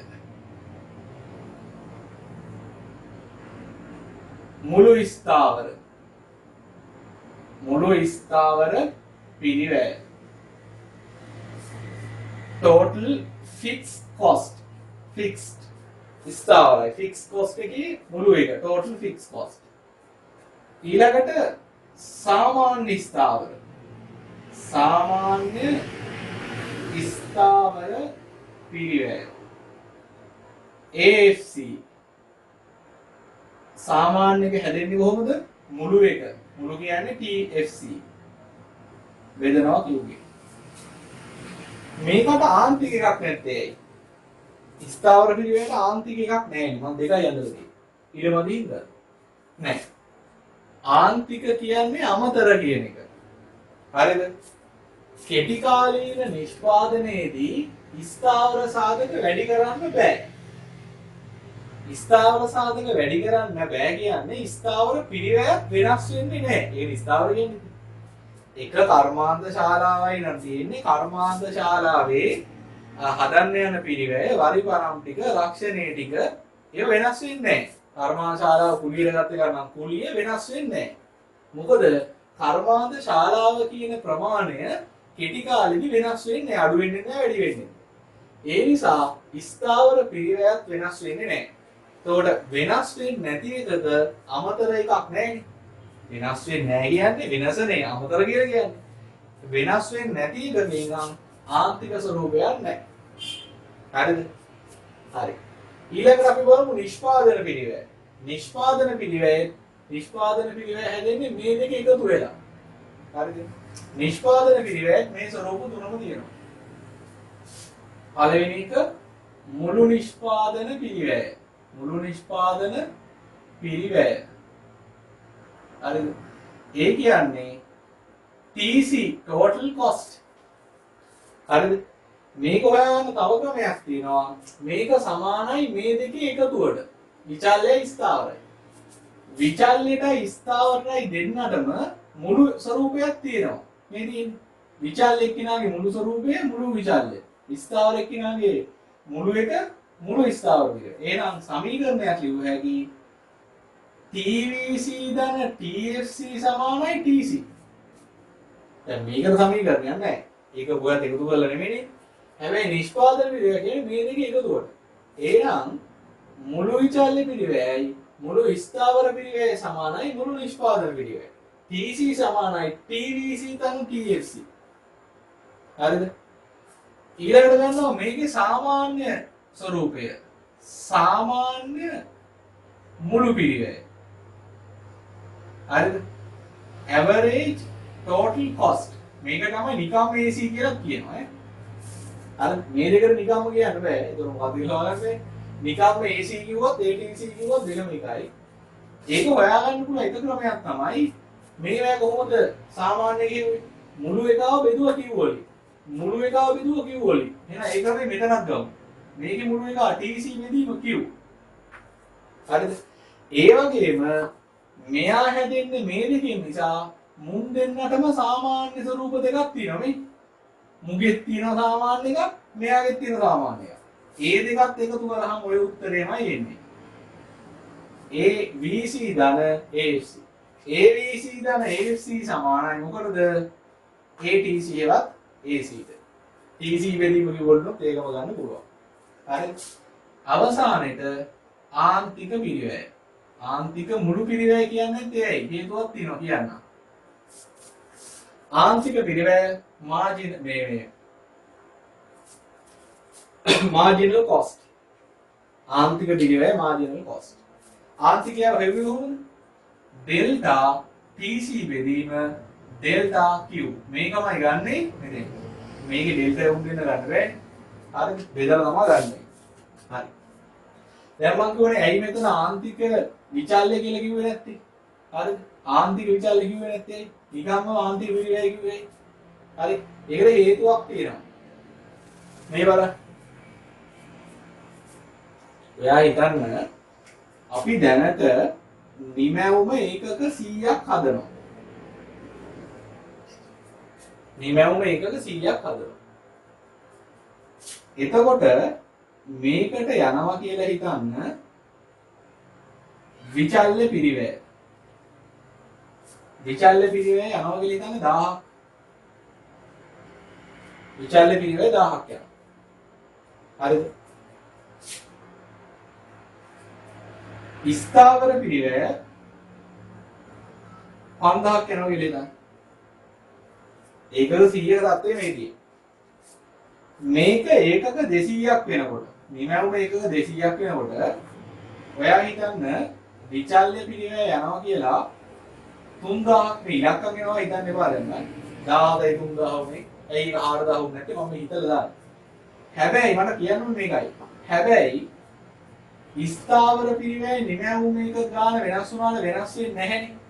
එහෙනම් ස්ථාවර පිරිවැය 5000යි. එතකොට නිමැවුම එකක 100ක් හදන වෙලාවේ මුළු පිරිවැය වෙන්නේ මුළු පිරිවැය TC. හරිද? මේ TVC සහ TFC මේ තියෙන විචාර පිරිවැය මේ තියෙන ස්ථාවර පිරිවැය 6000යි. හරිද? මෙතන 8000යි. හරිද? දැන් මම යනවා ආන්තික පිරිවැය හොයන්න මෙන්න මේ ක්‍රමයට. MC සමානයි delta TVC බෙදීම delta Q. delta TVC කීයද? 1000ක 3000 වුණා කියන්නේ TVC ගේ වෙනස ධන 2000ක් වුණා. ඒකක ගාන 100 ඉඳන් 200ට වැඩි වුණා. ඒ කියන්නේ ඒකක 100යි. උත්තරේ කීයද? 20යි. දැන් මම මේ MC ම හොයනවා මේ සූත්‍රය දාලා. delta TC බෙදීම delta Q. මෙතන delta TC කීයද? 2000යි. 100යි. උත්තරේ එකමයි වෙනවා. හේතුව delta TC කියලා කියන්නේ මුළු පිරිවැයේ වෙනස. මේකේ වෙනස. මුළු පිරිවැය හැදෙන්නේ විචල්්‍ය ස්ථාවරයි වලින්. මේ ස්ථාවර කියන එක වෙනස් වෙන්නේ නැහැ. එහෙනම් මුළු පිරිවැය වෙනස් වෙන්න බලපාන එකම හේතුව විචල්්‍ය පිරිවැය වෙනස් වීම. මුළු පිරිවැයේ වෙනස මුළු පිරිවැයේ වෙනස මුළු පිරිවැය නෙමෙයි මුළු පිරිවැයේ වෙනස සමානයි විචල්්‍ය පිරිවැයේ වෙනසට. ඒ නිසා තමයි මෙතන අපි ආන්තික විචල්්‍ය පිරිවැය කියන්නේ නැත්තේ. නිකම් ආන්තික පිරිවැය කියන්නේ ඒකයි. නිකම් MC කියන්නේ ඒකයි. හරිද? ආන්තික පිරිවැය කියන්නේ අමතර පිරිවැය. නිමැවුම වැඩි වෙන්නේ මොන පිරිවැය විතරද? නිමැවුම වැඩි වෙන්නේ විචල්්‍ය පිරිවැය විතරයි. එහෙනම් මුළු පිරිවැයේ වෙනස ඇතුලේ තියෙන්නේ විචල්්‍ය පිරිවැය වෙනසම තමයි. ඒ නිසා මේ MC මෙතනින් MC දෙකක් නෙමෙයි එකක්. හරිද? මුන් දෙන්නට එන උත්තරේ සමානයි. හරි? ඒතර මෙතන දෙකක් හිටියට ක්‍රම දෙකක් තියෙනවා හදන්න. හැබැයි ක්‍රම දෙකකින් වෙන උත්තරේ එකයි. මුන් දෙන්න එකයිනේ මේ දෙන්න එක්කෙනෙන්නේ. දැන් බලමු තියෙන පිරිවැය වර්ග ගන්න. මෙතන තියෙනවා 3ක්. මෙතන තියෙනවා 2ක් 5යි. මෙතන 3ක් තිබ්බට මුන් දෙන්න සමාන නිසා අරුතින් ඉන්නේ මේ දෙන්න විතරයි. 7ක් තියෙනවා. ඔය පිරිවැය වර්ග 7 ගැන තමයි මේ පාඩමේ ඊළඟ කොටසෙන් අපි කතා කරන්න බලාපොරොත්තු වෙන්නේ. හරිද? ඒකෙන් කොටසක් අපි දැන් කතා කරමු. හරි. පටන් ගමු.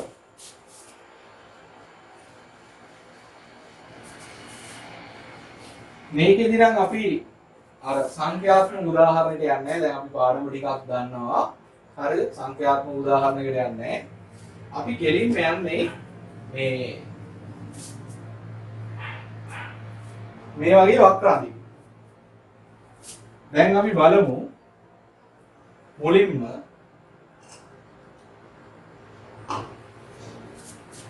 මම මේක මුලින්ම අදින්න තෝරගන්නවා මුළු එවුන් 3 දෙනා.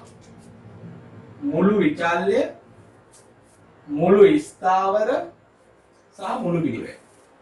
3 දෙනා මුළු එවුන් අදින්න. හරි. මම මෙතන මේක මකලා දානවා.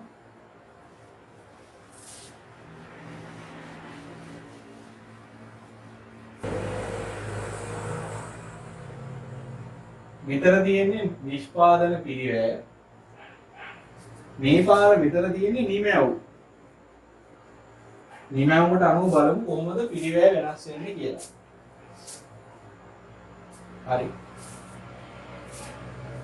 මුලින්ම මම ගන්නවා රේසි මේක තමයි අදින්නේ මුළු ස්ථාවර පිරිවැය.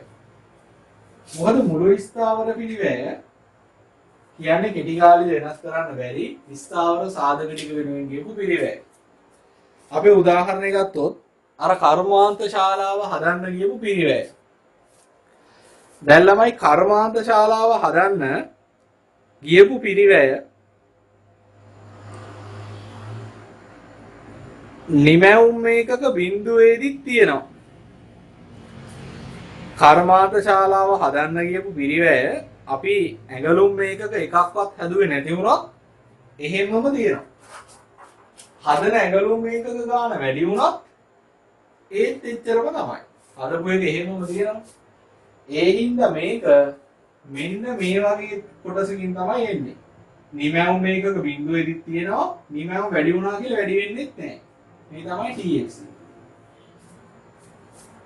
හරිද TX. ඊළඟට TVC අදින්න. TVC.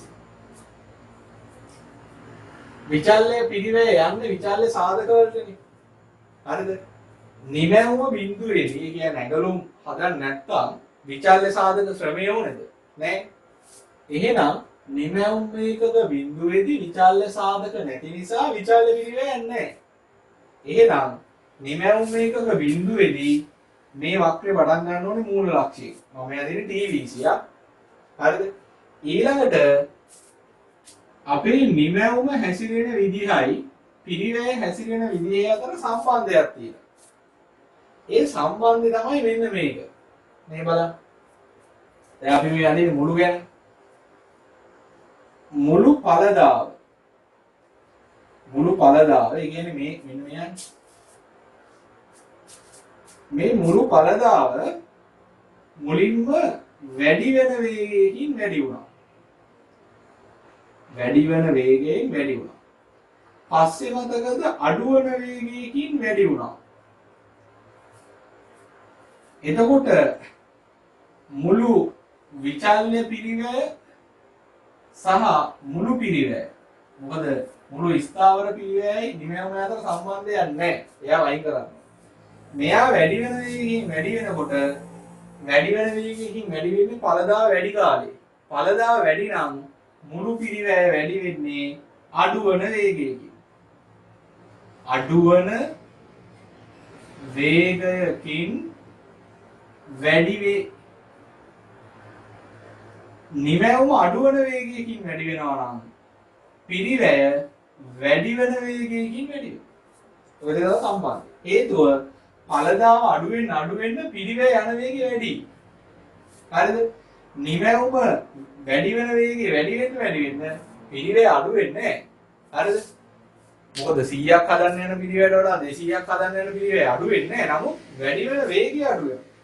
හරිද? එන සම්බන්ධේ මුළු ඵලදාව වැඩි වෙන වේගයෙන් වැඩි වෙනකොට මුළු විචල්්‍ය පිරිවැයයි මුළු පිරිවැයයි හරිද අඩු වෙන වේගයෙන් වැඩි වෙනවා. මුළු ඵලදාව අඩු වෙන වේගයෙන් වැඩි වෙනකොට මුළු පිරිවැය සහ විචල්්‍ය පිරිවැය වැඩි වෙන වේගයෙන් වැඩි වෙනවා.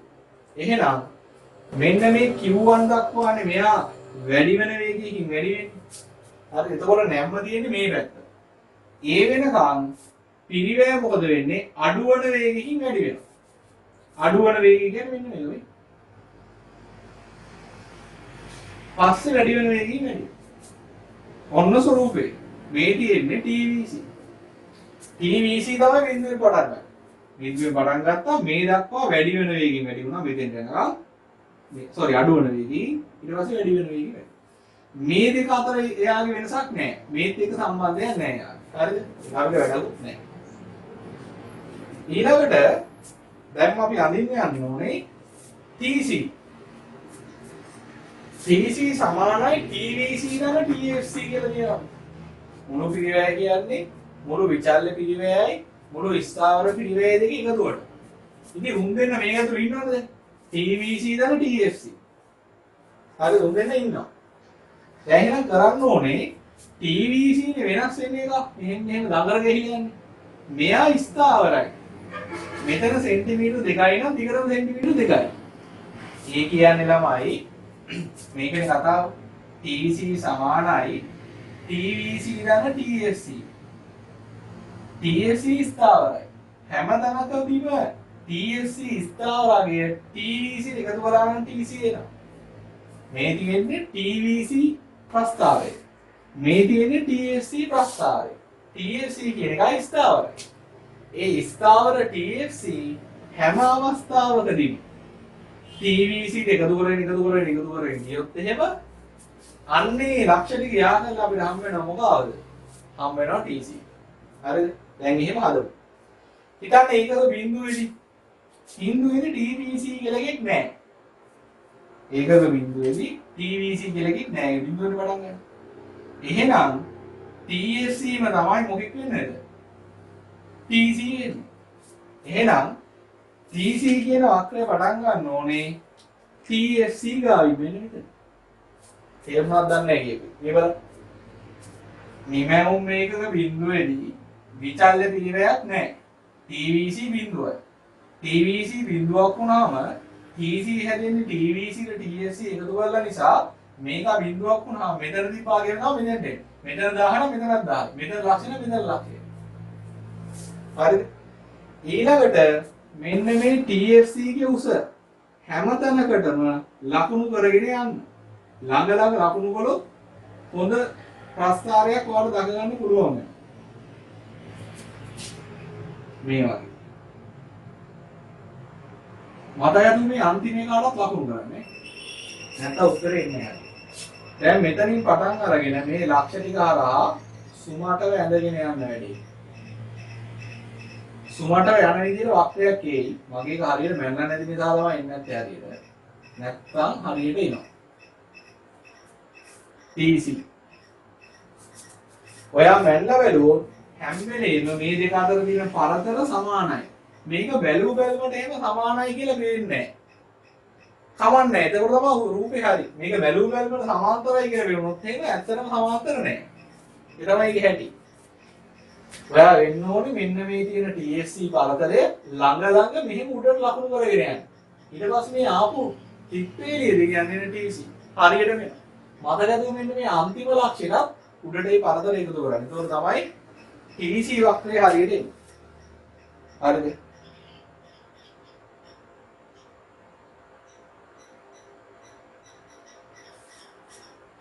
හරි. දැන් මේකේ ඊළඟ කොටසට අපි යමු. ඔයා මුලින්ම මාතෘකාවක් දාන්න කෙටි කාලීන නිෂ්පාදන පිළිවෙල කියලා. මෙන්න මේ රූපතරංග වාගේ ෂෝට් නෝට් එක වගේ පොතේ ඇද ගන්න. මේ වගේ ලියුට් එකේ දෙන කවන්නේ පොතේ අඳින්න. ඇඳලා මුලින්ම තියෙන්නේ ඇඳලා මුලින්ම මෙන්න මේ පල්ලෙහා රූපේ විතරක් අඳින්න. මේ උඩ රූපේ ඕනේ නැහැ. මේ සම්බන්ධය ඕනෙත් නැහැ. ඔයාලා කැමති දැනකින් මේ උඩට යවන්න. හරිද? පල්ලෙහා රූපේ විතරයි අඳින්නේ. පහළ රූපේ විතරක් අඳින්න. උඩ එක ඔහොම විලපේ. උඩ එක අඳින්නේ නැහැ. පහළ එක්කෙනා විතරක් පොතේ යන ගන්න. මෙහෙම ඇඳාම ඉස්සරහා තියෙනවා ඉඩ ටික. ඒ ඉඩ ටිකේ මෙන්න මේ ටික ලියා ගන්න මෙන්න මේක. මුලින්ම මේ රූප තරංග ඇඳලා ඊට පස්සේ මේ පල්ලෙහා තියෙන රූපේ විතරක් ඇඳලා පිරිවැය වක්‍ර තුල තියෙන රූපේ ඒකට ඉස්සරහින් තියෙන ඉඩ ටිකේ මෙන්න මේ ටික ලියා ගන්න. ලියා ගන්න.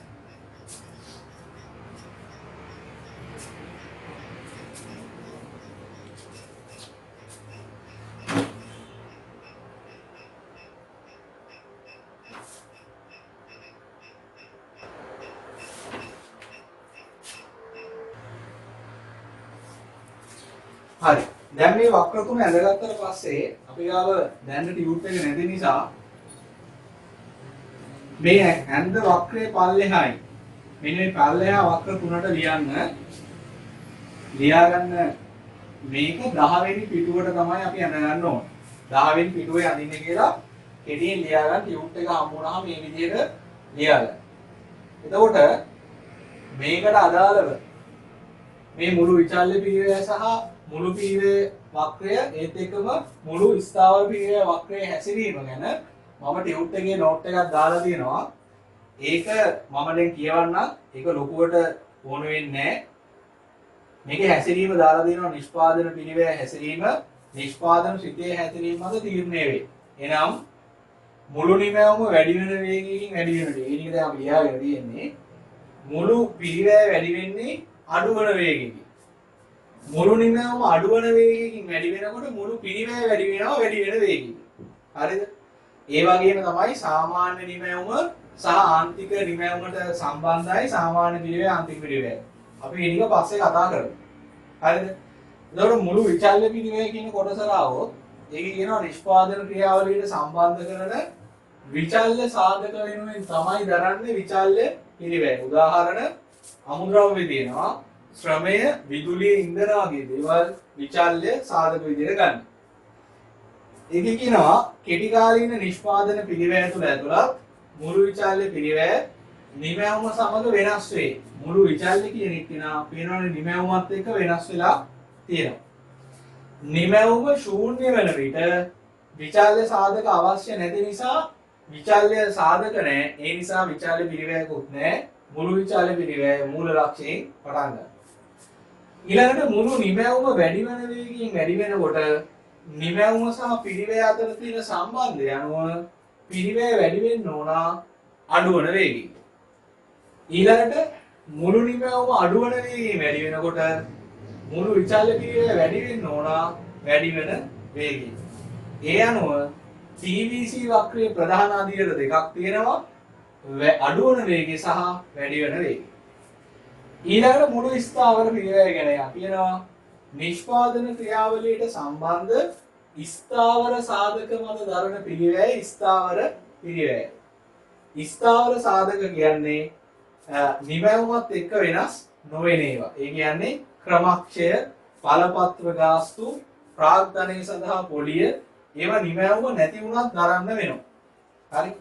ඊළඟට ඒකේ හැසිරීම ගැන කියනවා 10 වෙනි පිටුවේ මුළු ස්ථාවර පිරිවැය නිමැවුම් ප්‍රමාණය මත සම්බන්ධයක් නොදක්වන බැවින් එය සෑම නිමැවුම් මට්ටමේදීම පේනවනේ ස්ථාවරව තියෙනවා. ඒ නිසා TFC වක්‍රය මොන වගේ එකක්ද? TFC වක්‍රය තිරස්සක්ෂයට මේදී තිරස්සක්ෂයෙන් සමාන්තර රේඛාව. තිරස්සක්ෂයට සමාන්තර. ඊළඟට මුළු පිරිවැය ගැන කියනවා.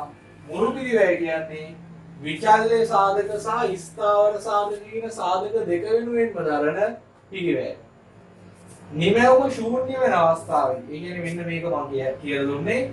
නිමැවුම ශූන්‍ය වෙන අවස්ථාවේ ස්ථාවර පිරිවැයක් තියෙනවා, විචල්්‍ය පිරිවැයක් නැහැ. ඒ නිසා මුළු පිරිවැය වක්‍රය පටන් ගන්න ඕනේ ස්ථාවර පිරිවැයට සමාන දුරට. ඊට පස්සේ හැම ප්‍රමාණයකදීම ස්ථාවර පිරිවැය විචල්්‍ය පිරිවැයට උඩට එකතු කරා නම් අපිට හම්බ වෙනවා TC වක්‍රය. හරිද? එතකොට TC වක්‍රයේ TFC වක්‍රයේ අතර මෙන්න මේකත් ලියා ගන්න. මේ වක්‍ර දෙක අතර දුර හැමතැනකම සමානයි. මේ දුරෙන් පෙන්නන්නේ මොකද්ද? TFC, TVC සහ TFC අතර TC අතර වෙනස TFC. ඒක ඕනවාට මෙතනින් බලන්න පුළුවන්. TC ඍණ TVC මේ පැත්තට ගත්තොත් ඍණ TVC වෙනවා. සමානයි TFC. මේ තියෙන්නේ TC ඍණ TVC. TC ඍණ TVC සමානයි TFC. හරිද? අන්න ඉතින් තමයි මේ රූප සරණ අඳ ගන්න ඕනේ. හරි. ඊට අමතරව මේ රූප සරණ දෙකම එකට හිටින විදිහට නැවත අඳින්න වාගේ පොතේ. මේක විතරක් දැන් ඇඳගත්තා. ඒක ඒ විදිහටම තියලා ආයි අඳින්න මුළු පිරිවැය සහ මුළු නිමැවුම අතර තියෙන සම්බන්ධය දැක්වෙන රූප සරණ. මේ දෙකම එකම රූප සරණේ අඳින්න. හරි. දැන් අපි පිරිවැය જાති හතක් තිබ්බා. ඒ හතෙන් තුනක් ගැන අපි කතා කළා. මේ තුන ගැන අපි කතා කරා. ඊළඟට අපි කතා කරන්න යන්නේ ඊළඟ හතරම එකට. ඊළඟ හතරම එකට අරන් අපි කතා කරමු. බලන්න මොනවද ඊළඟ හතර අපිට ඉතුරු වෙලා තියෙන්නේ කියලා. අපිට තියෙනවා මෙතනින් සාමාන්‍ය විචල්්‍ය පිරිවැය, ආන්තික පිරිවැය, ඊළඟට සාමාන්‍ය ස්ථාවර පිරිවැය සහ සාමාන්‍ය මුළු පිරිවැය කතා කරමු. මේක අපි රූප සරණ වලින් කතා කරමු.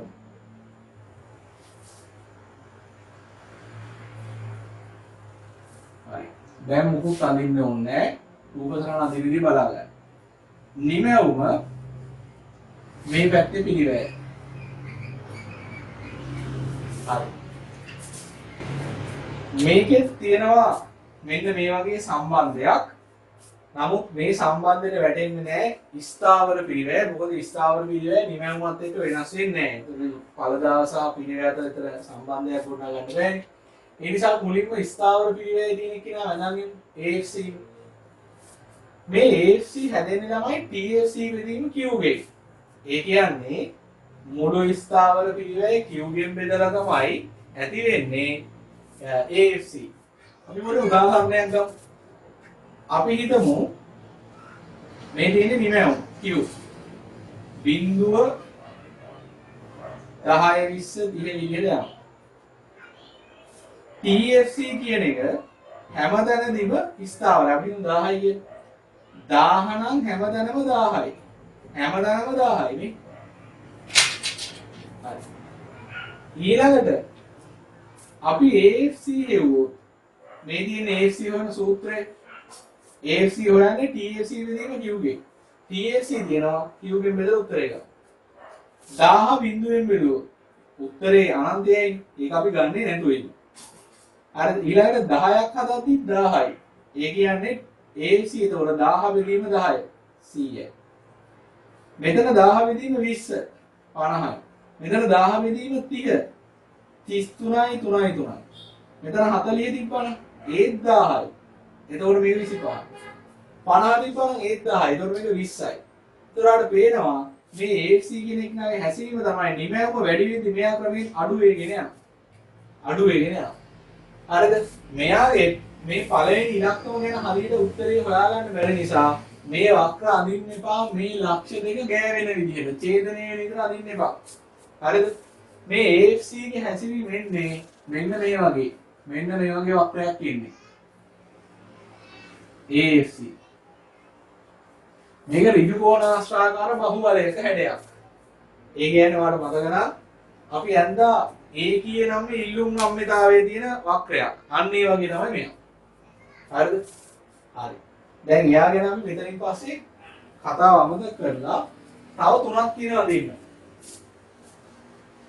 ABC තියෙනවා, MC තියෙනවා, ATC තියෙනවා. මුලින්ම අදිමු ABC. හරිද? ABC මතක තියාගන්න සාමාන්‍ය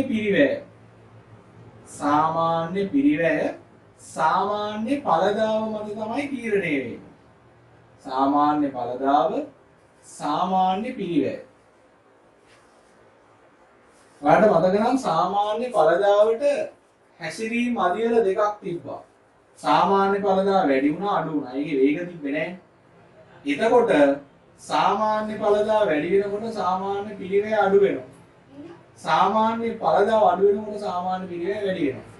පිරිවැය හැසිරෙන්නේ ඵලදාවට ප්‍රතිවිරුද්ධ විදිහට කියලා මම කිව්වා. එතකොට මේක අපි ඇන්නොත් එහෙම රූප සරහනක්. හරිද? රූප සරහනක් ඇන්නොත් මෙන්න මේ විදිහට තමයි මේකේ එන්නේ. ABC මෙයාව අපි වෙනම තියලා අපි අඳිමු ඉතුරු ටික වෙනම රූපෙකින්. මොකද AFC සහ අනිත් රූප සරහන අතර සම්බන්ධයක් මූලික අධීරදී ගොඩනගා ගන්න අමාරුයි. හරිද? නිමැවුම මම මේ පස්සේ අන්තිමට ඔක්කොම එකට එකතු කරලා ගන්න. පිරිවැය. ABC අඳිමු. ABC ගේ හැඩය වැඩි වෙලා අඩු වෙන එක නෙවෙයි. අඩු වෙලා වැඩි වෙන එක නෙවෙයි. අඩු වෙලා වැඩි වෙනවා කියලා කියන්නේ මෙන්න මේ වගේ හැඩයක් එන්නේ. මේ බලන්න. අඩු වෙලා වැඩි වෙනවා කියලා කියන්නේ මෙහෙම අඩු වෙලා මෙහෙම වැඩි වෙනවා. මේක හරියට ඉංග්‍රීසි U අකුරේ හැඩය වගේ. අඩු වෙලා වැඩි වෙනවා. මෙන්න මෙතන තමයි අඩු වෙලා අවම වෙන්නේ. අඩු වුණා වැඩි වුණා. ඊළඟට අපි අඳිමු ATC නැත්නම් AC කියලා කියන එක. හරිද? ATC හැදෙන්නේ මේ බලන්න. ATC හැදෙන්නේ ABC ට AFC එකතු කරලා. ABC ට AFC එකතු කරලා. දැන් ABC අපේ රූපය ඇතුලේ තියෙනවා. AFC අපි වෙනම ඇඳගත්තේ දැන් මම මේක අපේ රූප සරණට ගේනවා. ඒක ඇත්තට මේ රූපෙත් එක්ක කිසිම සම්බන්ධයක් තියෙන එකක් නෙමෙයි. මේක මෙහෙන් තියෙන්නත් පුළුවන්, උඩින් තියෙන්නත් පුළුවන්. අපි හිතමු මේක මෙන්න මේ විදිහට තියෙනවා කියලා. AFC. දැන් ඔයා කරන්න ඕනේ ABC ට මේ AFC ගේ දුර එකතු කරන එක. ABC ට AFC ගේ දුර එකතු කරන එක තමයි කරන්න ඕනේ. ඒ කියන්නේ අපි මෙතන ගත්තොත් එහෙම මෙතන තියෙනවා ABC AFC මෙතන. එහෙනම් මෙතන ඉඳන් උඩට මෙන්න මෙතෙන් ඉඳන් මෙතෙන්ට තියෙන දුර. මෙතන ඉඳන් මෙතෙන් තියෙනවා AFC. මේ ABC ගේ දුර එකතු කරන්න ඕනේ. ඒතකොට මේ වක්‍රය උගා උඩින් පටන් ගන්නවා. ඊළඟට ඔයාලට පේුණා AFC එන්නේ මොකද උනේ අඩු වුණා. එහෙනම් මේ ABC ට එකතු වෙන AFC ප්‍රමාණය ක්‍රමයෙන් අඩු වෙනවා කියලා කියන්නේ හරිද? මේ වක්‍ර දෙක අතර තියෙන පරතරය ABC සහ AFC අතර තියෙන පරතරය ක්‍රමයෙන් අඩු වෙන්න ඕන. හරිද? මේක ප්‍රායෝගිකව අඳිනකොට මෙන්න මේ වගේ පොඩි ක්‍රමයක් පාවිච්චි කරන්න. ඔයා මුලින්ම ගන්න ABC ගේ අවම ලක්ෂය. ඊළඟට ඒකට ටිකක් උඩින් ඒකට චුට්ටක් එහායින් ලකුණු කරගන්න ATC ගේ අවම ලක්ෂය. මෙයාට ටිකක් උඩින් කොච්චර උඩින්ද කියන එක රූපය අනුව තීරණය කරා. මෙයාට ටිකක් උඩින් පොඩ්ඩක් මෙහායි ලකුණු කරා. එහායින් නෙමෙයි මේ පැත්තෙන් නෙමෙයි දකුණු පැත්තට වෙන ලකුණු කරගන්න. ඊළඟට මේ පළවෙනි ලක්ෂයයි මෙයයි ක්‍රමයෙන් සුමට වක්‍රයක් විදිහට අඳින්න ඕනේ. මෙන්න මේ විදිහට යන්න. මේ තමයි ATC නැත්නම් AC. ඔයාලට පේනවා ඇති ABC සහ ATC අතර තියෙන දුර මුලින් මෙච්චරක් තිබ්බා. ඊට පස්සේ මේක අඩු වෙගෙන ඇවිල්ලා මෙතෙන්දී මෙච්චරක් වුණා. තව ඉස්සරහට තව අඩු වෙනවා. හැබැයි මේ දෙන්න එකිනෙක ඡේදනය වෙන්න අඳින්නේ නැහැ. හරිද? ඒකට හේතුව තමයි මේ වක්‍ර දෙක අතර දුර ඉන්නේ අඩු වෙන්න මේ වක්‍ර දෙක අතර දුරෙන් පෙන්වන්නේ AFC. AFC ගේ හැසිරීම තමයි AFC ක්‍රමයෙන් අඩු වෙගෙන යනවා. දැන් අපේ වක්‍ර හතරේ වක්‍ර තුනක් ඇඳලා ඉවරයි. ඊළඟට අපි අවසාන වක්‍රයන් දිමු. ඒ තමයි අපිට ඉතුරු වෙලා තියෙන MC වක්‍රය. MC වක්‍රය යන්නේ මෙන්න මේ විදිහට. ABC ගේ අවම ලක්ෂ්‍ය මෙන්න මෙතන. ATC ගේ අවම ලක්ෂ්‍ය ඊට වඩා එහායි මෙතන. ඔය දෙක හරහා මෙන්න මෙහෙම උඩට යනවා. හරි ලකුණක් වගේ. MC. ඔන්න ඔය ටික තමයි ඔයා රූප සරහනේ ඇඳගන්න ඕන. හරිද? අපි මුලින්ම AFC වෙනම රූපේ ගන්නේ ඒක දැන් මමලා දාමු. හරි. ඔය විදිහටයි මේක ගමන් කරන්නේ. මේ පල්ලෙහා තියෙන රූප සරහන ආගේ පොතේ ඇඳගන්න. එතකොට සාමාන්‍ය පළදාව සාමාන්‍ය පිළිවෙත් එක්ක තීරණය වෙනවා වගේ ආන්තික පිළිවෙත් තීරණය වෙන්නේ ආන්තික පළදාවත් එක්ක. ආන්තික පළදාවයි ආන්තික පිළිවෙත්. මේ වගේම තමයි හැසිරීම. ආන්තික පළදාව වැඩි වෙනකොට ආන්තික පිළිවෙත් අඩුයි. ආන්තික පළදාව අඩු වෙද්දී ආන්තික පිළිවෙත් වැඩි. මොකද ආන්තික පළදාවේ ස්වරූප දෙකයි අපිට දකින්න තිබුණේ. හරිද? හරි. මෙන්න මේ රූප සරහන ඇඳගන්න ඔයාගේ පොතේ.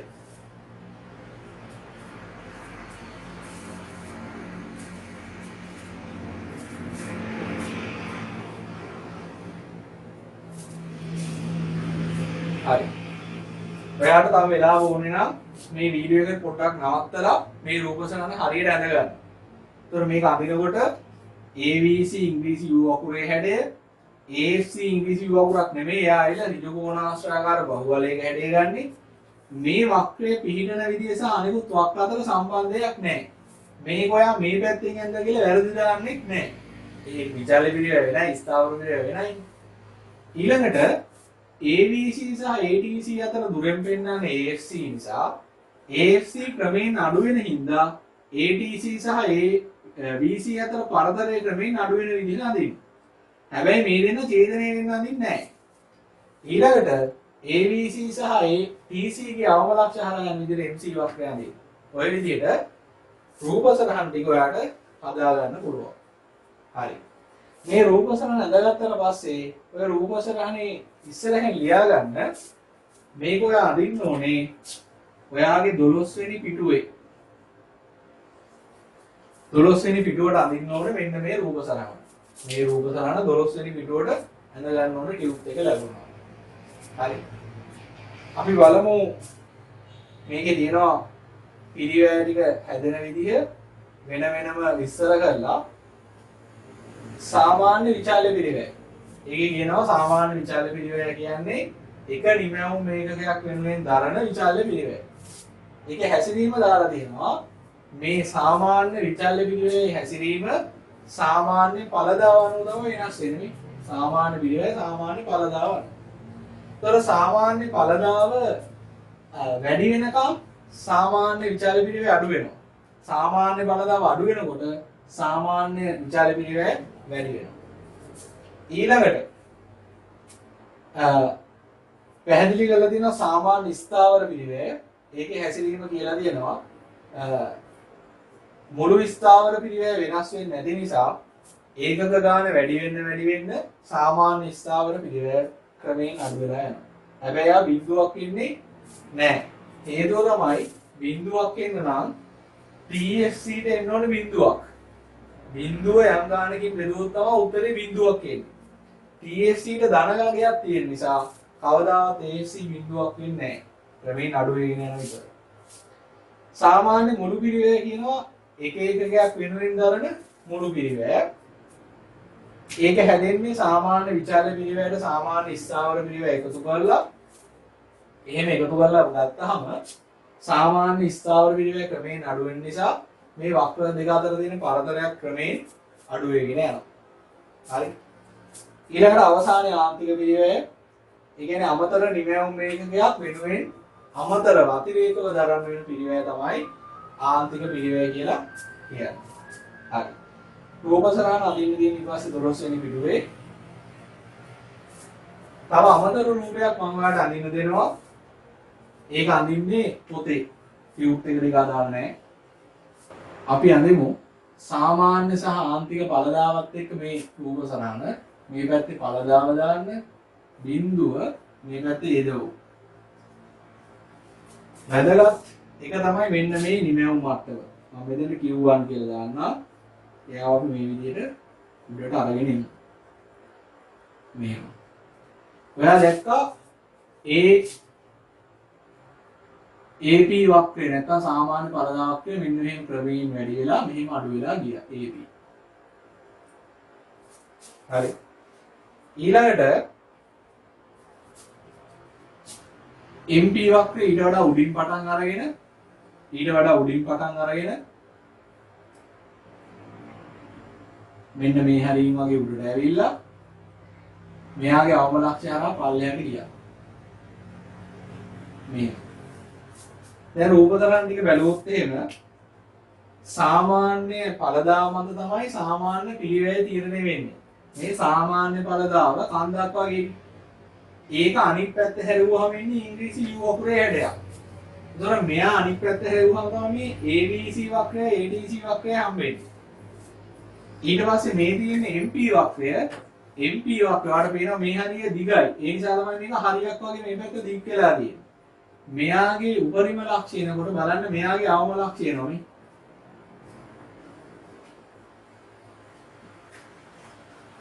Q1 විදිහටම තියෙනවා මෙයා Q විදිහට. හරි. ඔන්න ඒ විදිහට තව රූප සරහනක් ඇඳගන්න මේක අදින වගේ පොතේ. මේක වගේ ටියුබ් එකකට ගන්නෙ නෑ. හරි.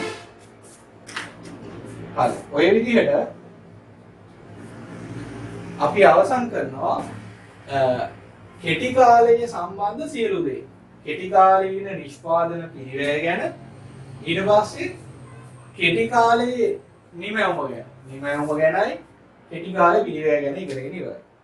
ඊළඟ වීඩියෝ එකෙන් අපි බලන්නේ දිගු කාලය ගැන. හරිද? දිගු කාලීන නිෂ්පාදන සිතයයි දිගු කාලීන නිෂ්පාදන පිළිවෙල. කෙටි කාලේ තරම් ලොකු කතාවක් දිගු කාලේදී අපි කතා කරන්නේ නැහැ. හරිද? ඒ නිසා මේ වීඩියෝ ටික බලලා මේ කියන නෝට් එක පොතේ සඳහන් කරගන්න. දැන් ඔයාගේ මේ අඳපු මේ ටිකත් එක්ක මෙන්න මේ ෂෝට් නෝට් එකක් පොතේ තියෙනවා. මේ ෂෝට් නෝට් එක පුළුවන් වුණත් ඔයාලට විභාගෙදී ඕන ප්‍රශ්නෙකට උත්තරයක් ගලපලා ලියා ගන්න පුළුවන්.